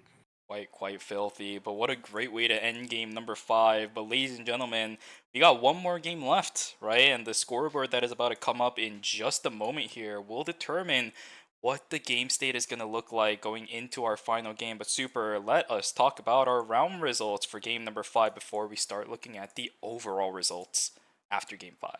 Yeah, we have Team High here with 13 field kills, 21 points for themselves. Team OO with 15 points, 11 field kills. Mudkip with 12.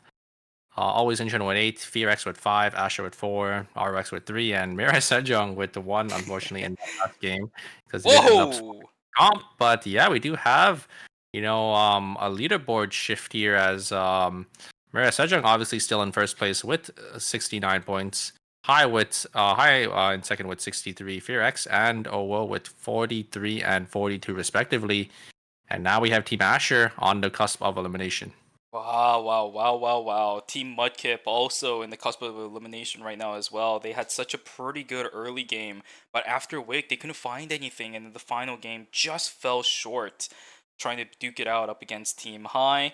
But yeah, I mean, Team High, same amount of field kills as Mira and Sejong, but you can see how proactive Team Mira and Sejong has been throughout the course of the night here. First place, second place, and then I think it was just now an 8th for the 5th game. They've been doing pretty good, and they've been eating pretty good in these games, but man, you gotta give it up to Team High. They are really playing proactively as well. Yeah, I mean, I think they have about the same amount of kills as Mira Sejong, right? Like you said, so a lot of points for themselves. It's not looking good for our 8th place team. I think it might be doomed for them. I think they need 30 points, which I think is a little too much. A 30-point difference, I think you need at least a 22 kill first place. Yeah, and on top of that, you need your opponents to go on 8, so that is going to be it, I think, for our 8th place team. But, I mean, our 7th, 6th, and 5th place team, they still have something to fight for, They're only about, I think, 15 points behind. If they get a nice first place pop-off game, they could definitely still make it in. Yeah, one of the biggest issues with having any requirements over, I think, about 10 to maybe 15 kills is that you're fighting a little bit too much, right? You have those cases where you're winning every single fight, but towards mid to late game, you don't really have transitions. So no matter how ahead you feel, you still lose fights.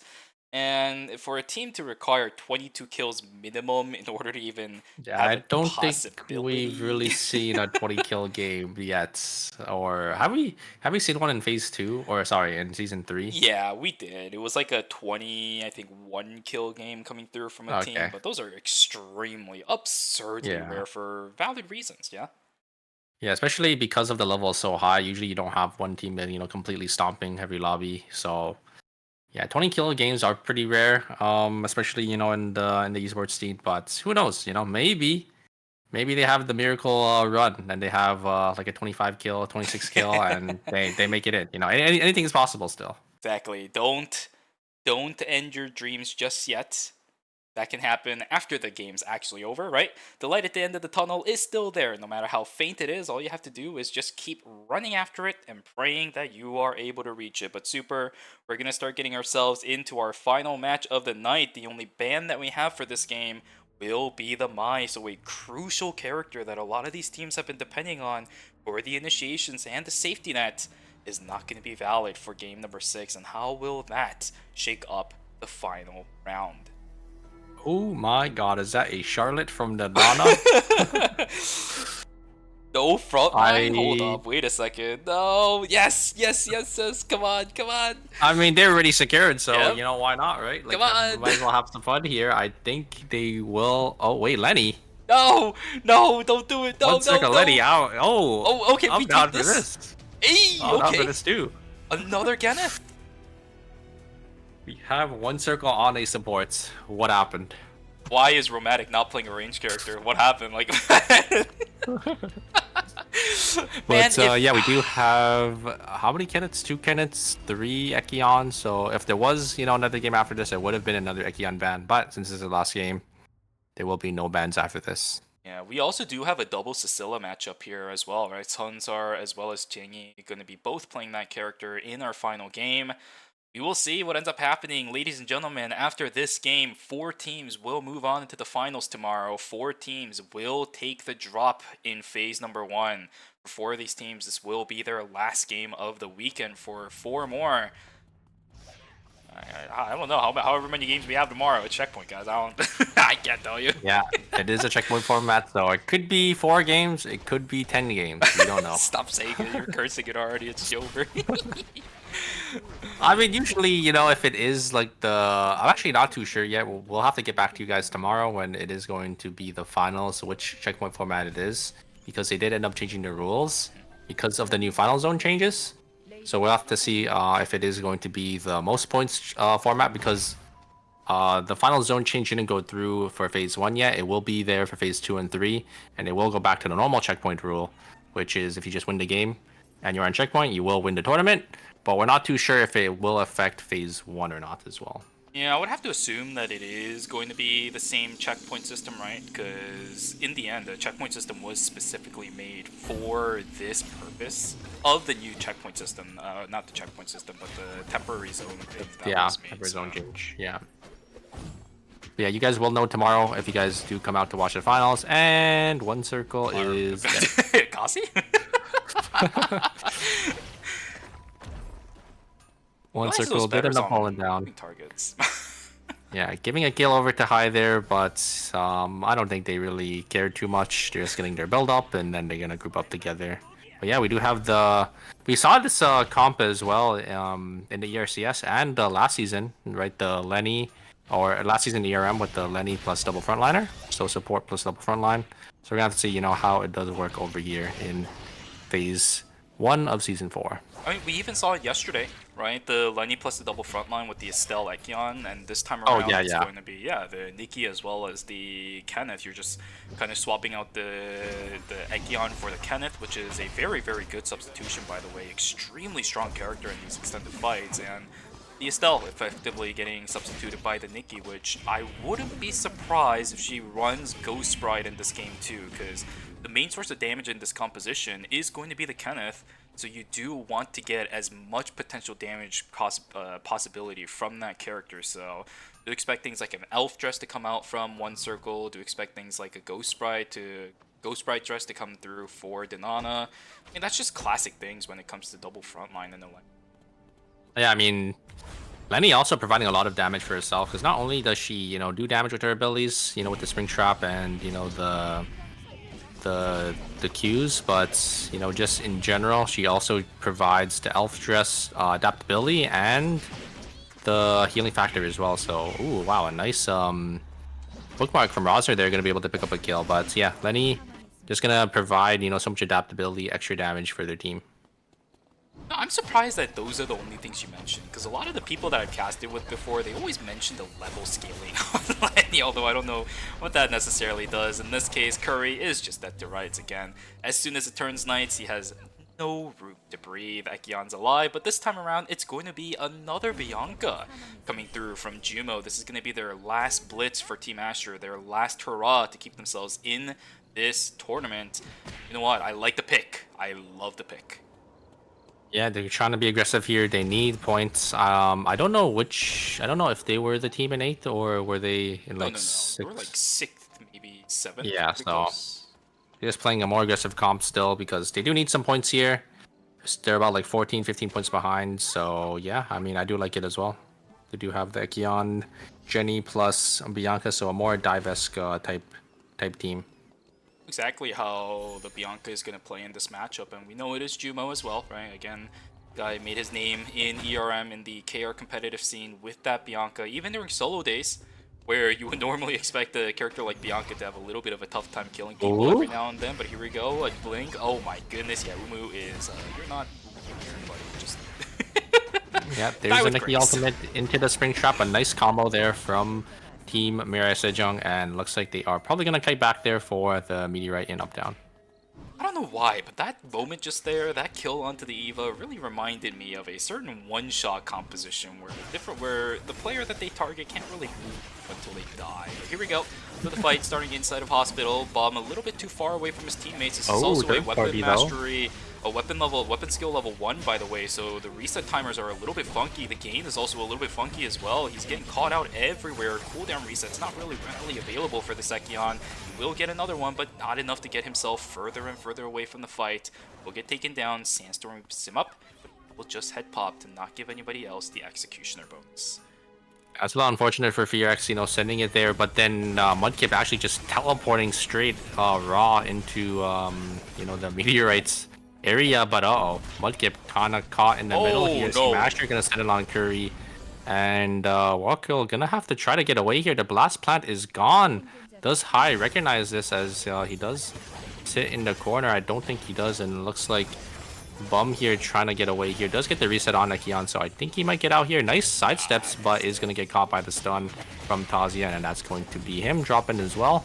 So yeah, FearX, unfortunately going to lose 2 members, and yeah, they're just going to have to play a little slower this game.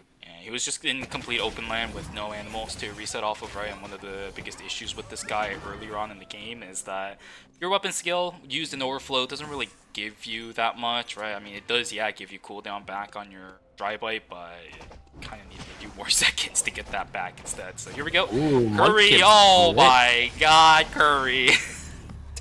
Yeah, Curry getting hit by the knock up there from Suwa, getting hit by the bookmark as well. But yeah, the Stell there just wasn't with them the entire time. So that team was completely isolated, and nice capitalization from FearX, going to be able to get one of the backliners there. By the way, I don't know if you caught this, but I think it might be a damage Lenny because I saw a Dragon's Fury being built up by 1 circle on that character right now. So here we go. Let's see how it fares up against these characters. Absolutely annihilated is going to be Rosner, who needs defense when you're just going to die like that. I think Dragon's Fury is just like a support item, or it can be it can be both a support and a damage item, but it's just a nice defense shred for the team. So I think it's fine. Like I think it's standard, right? I think the Teddy Bear also procs it, if I remember correctly, off of the Lenny passive. Oh really? Oh, I didn't know about that. That does sound really good. That does sound really good. Because it is skill damage. It is skill damage. Yeah, it is. So, it is. Yeah. That's filthy. When you have a double front line, your trumpets are most likely going to hit both of them. Your carrot cannon is also probably going to hit both of them. So, like, yeah, you just proc that, like, infinite on people that you're targeting down. I do like the Dragon's Fury Rush because I do think, Dragon's Fury is a really good item on Lenny. But surprised if they ran it over the Elf Dress, because I think Elf Dress is also really good. But an engage here coming from Balmasa, a nice lockdown, right timing the totem perfectly with that ultimate, and it is going to be Jumo that is going to be the one to fall there. Nice capitalize coming through from Team ROX, which means Asher are going to be down a Bianca for the next foreseeable future. But they are still keeping their lives intact. A decent chunk of things to do on the eastern side of the map for that team. So I think for Team Asher, they'll just kind of bite the bullet on that death, and they're moving on unless they find themselves up against Team Always Incheon. Yeah, we'll just keep themselves safe. Let's not die yet, guys. You're still looking for a position inside of that leaderboard. Dying right now would not do you any good, although, oh, it is lagging. Uh-oh, there we go. It looks like it's fine. They do actually get a nice RNG off that bear. I don't know if you saw. I don't know what they picked up, but yeah, Always Incheon looking pretty good here, as they are sitting on a lot of items. 1 circle. Looks like they did actually opt into going to Dragon's Fury over the Elf Dress, but I think Elf Dress is probably their next priority item here. It's pretty cheap, right? Just the Tree of Life, if I remember correctly, and getting the defense shred first might be a little bit more effective. They are sending it here, but wait a second. Team Asher just took the console vision, so I'm really surprised they did end up sending it, as they do end up coming for the 3rd party, but a nice cancel from Romatic there, as they will be able to get away out of the Reign of the Vampire Queen. And yeah, actually, no teams lose anyone in that fight.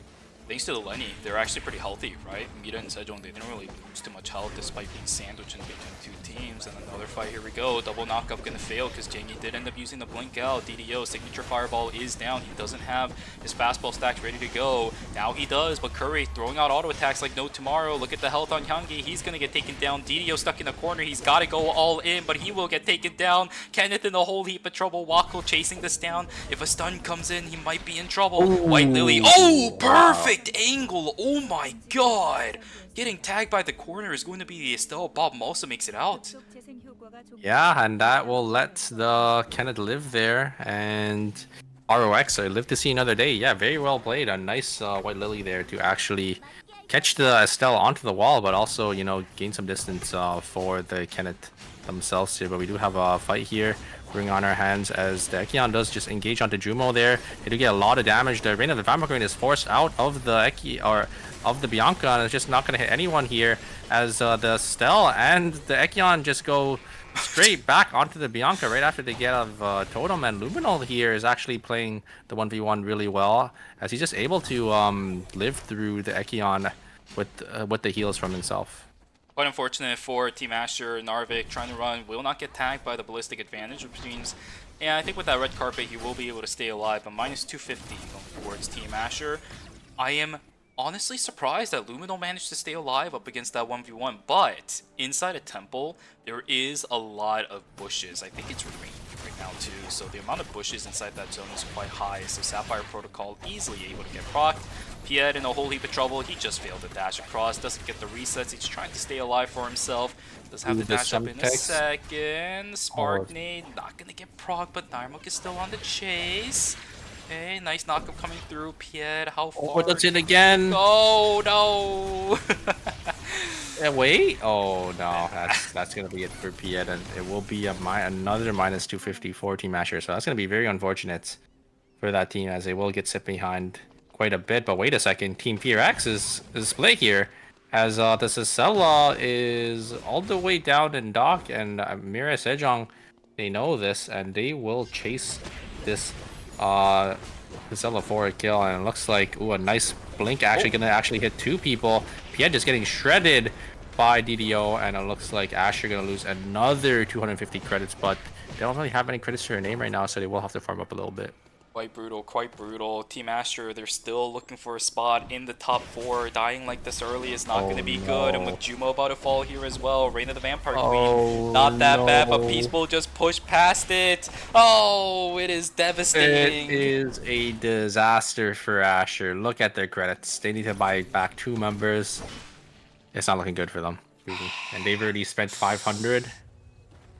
Is it too late? Oh, because it's the same situation that we always tell ourselves, right? I mean, I don't think it's too late, but they're gonna have like 0 items, you know, and then, yeah, every team is just gonna look to hunt them down.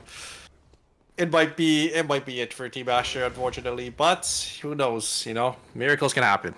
Exactly. We've seen teams stay alive for so long towards the later stages of the game that third party might really become a thing here, because you know, since it is the final game, teams are going to be playing a lot more safe, right? Maybe we might end up seeing another game where 8 teams final zone.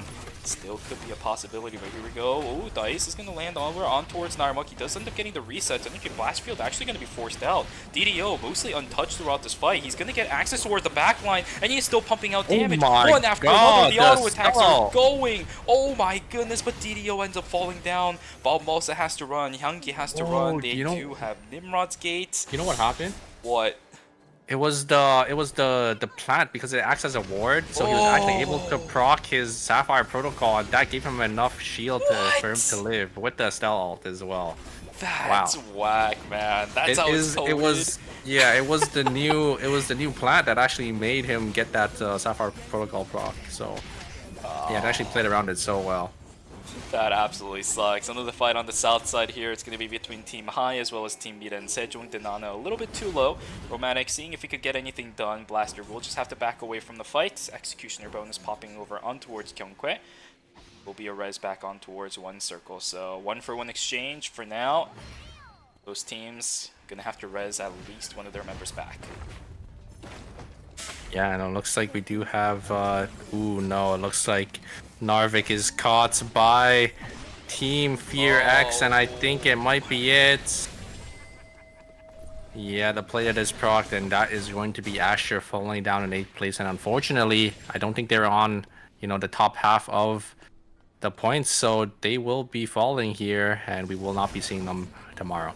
That is such an unfortunate end for Team Asher. They tried their best today. We did see a first place game for them, but it just wasn't enough. The consistency not there for that team, but still the game must go on. Fear X still looking for their place in the top 4 right now as well, hoping to get their secured spot, I should say. I think they're already in top 4, but they need to secure it at this stage. A little bit more left in this game that they need to do. We are at day 4, which means, well, I think we got about maybe 8 minutes left in this game. Those 8 minutes will determine the fates of 4 of these teams and another 4 of these teams on whether or not they continue to move up or move down out of the phase number 1 series. But here we go, maybe a fight being initiated. Blaster in the backside, he does have the shield going. Echoes of the Earth is not that bad, but this Priya is running circles around everybody. It's a 1-for-1 trade so far between these two teams, but this ERM is so darn tanky. The shield from Blaster is so darn tanky. His opponents are trying to run, he will keep himself alive. Oh my my goodness, what the heck was that angle? Cecilla's still staying alive here, but look where she Here. is. Will they be able to TP out though? I don't know if they have enough timer. They are gonna walk down. They're gonna use it to play with play in the bubble for the movement speed. 5, 4. I don't think she gets it. I don't No, think she too gets it, no. late. And that will be a -1 for Fearx and a -250 once again. That is a little unfortunate. But, you know, they're still gonna still be in the game here. But yeah, I mean, the Tazia, right, when it goes down to the 2v2 situation and, you know, Fearx doesn't have enough damage, she's just gonna be able to do so much for her team. Yeah, okay, so they're biting the bullet here for the blood sample that the Cecilia could have called in exchange for 2 smaller transitions. Oh my god, Uwu just stole that. Oh, you're right, yeah.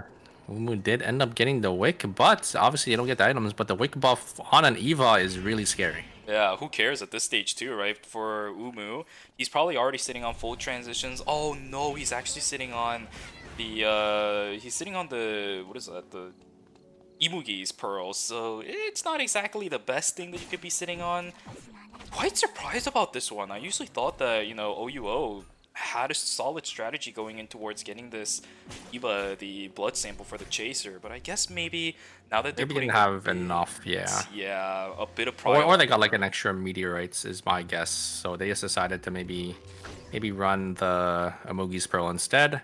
But it looks like, yeah, Team Mudkip, they know there's a team that has vision here. They're just gonna walk over down into beach, and yeah, I think a lot of teams are playing safe here because they know, you know, they need these points to qualify. Yeah, but for OUOB is playing safe the right call here. They're sitting on 0 kills, and I think they were the ones sitting in 7th or 8th place right now, so... You're right. I don't know about this one for that team. They gotta start going ham eventually, but here we go. Another brute force fight. This time around is from Team Meat and Sejong straight on towards Team High, but they and go the on third towards the party. IRM of all people. One circle about to fall. Down goes the Lenny. Oh my It god, is another mayhem team. inside of Uptown. ABCD Gaming, and now which team is which at this stage? High losing 2 members down on the ground. No, it's actually Beat and Sejong losing 2 members down on the ground. Team Always Incheon finding a couple kills. Same thing for BNK FearX. They're sitting on 6 kills while Incheon sitting at 5. Timer being spent by Team Meat and Sejong trying desperately to stay alive. Same thing for Luminal trying to find kills inside the zone. 3, 2, 1, pop goes Dramatic. FearX runs away. Same thing for Team Always Incheon.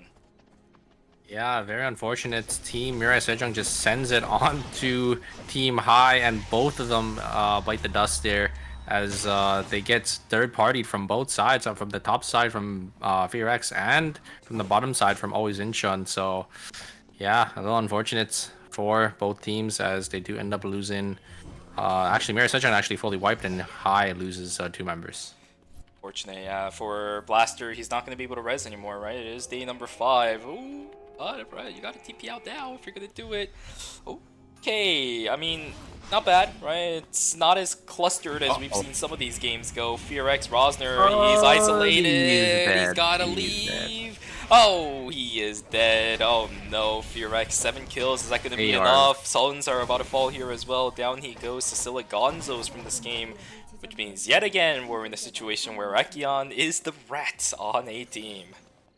But Ekion is the perfect character you want, you know, at the very end here, because he is the best rat in the game. He just has so many dashes, so many resets. It's really hard to catch his character. So, yeah, hopefully, you know, he's going to be able to get another placement for his team. And it looks like Blaster is caught.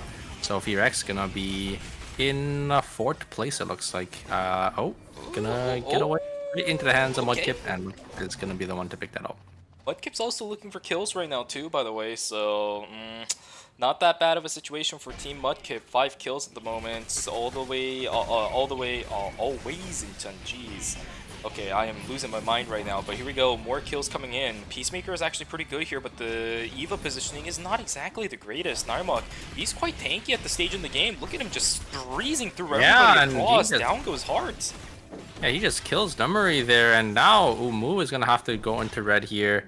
I think Dongye is gonna try looking here. A nice blast. White Lily gonna be able to get him back in on 1 second as Umu does end up living with a sliver of timer. 2-0. Airline is also going to get taken down. There's a third party coming through from Team Mudkip. I'm not sure who picked it up. It's actually always Incheon. No, it's actually Team Mudkip that picks it up. So 6 kills for Mudkip, 7 kills for always Incheon, 7 kills for VRX, but got a bunch of rats. Uh-oh.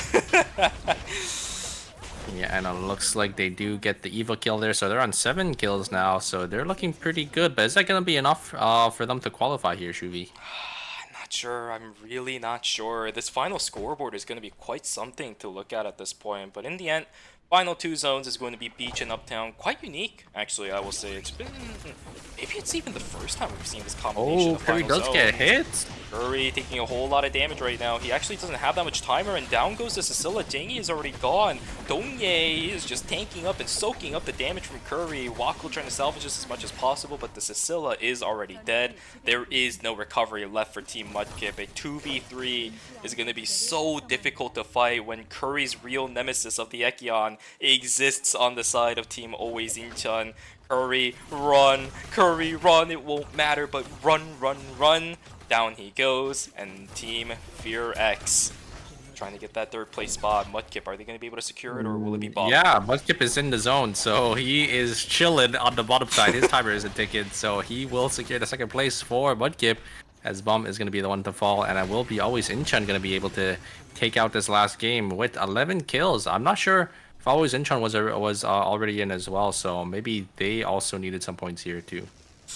We'll have to see. I know the players are already doing quick calculations in their head right now, but I can't do the math at the moment. I don't know what the exact numbers were for the score sheets, but yeah, I guess a little bit of a preliminary congratulations to Team Always Incheon. 11 kills for themselves.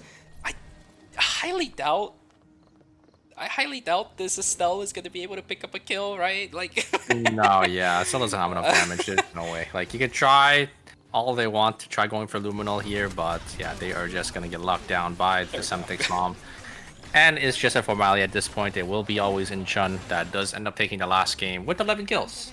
GG, and that is going to be it, ladies and gentlemen, for the wildcard stage of ERM Season 4 Phase Number 1. As soon as all of this stuff is over and the score sheet comes up, we will know which 4 teams will move on into the finals tomorrow, which 4 teams are going to drop out of Phase 1.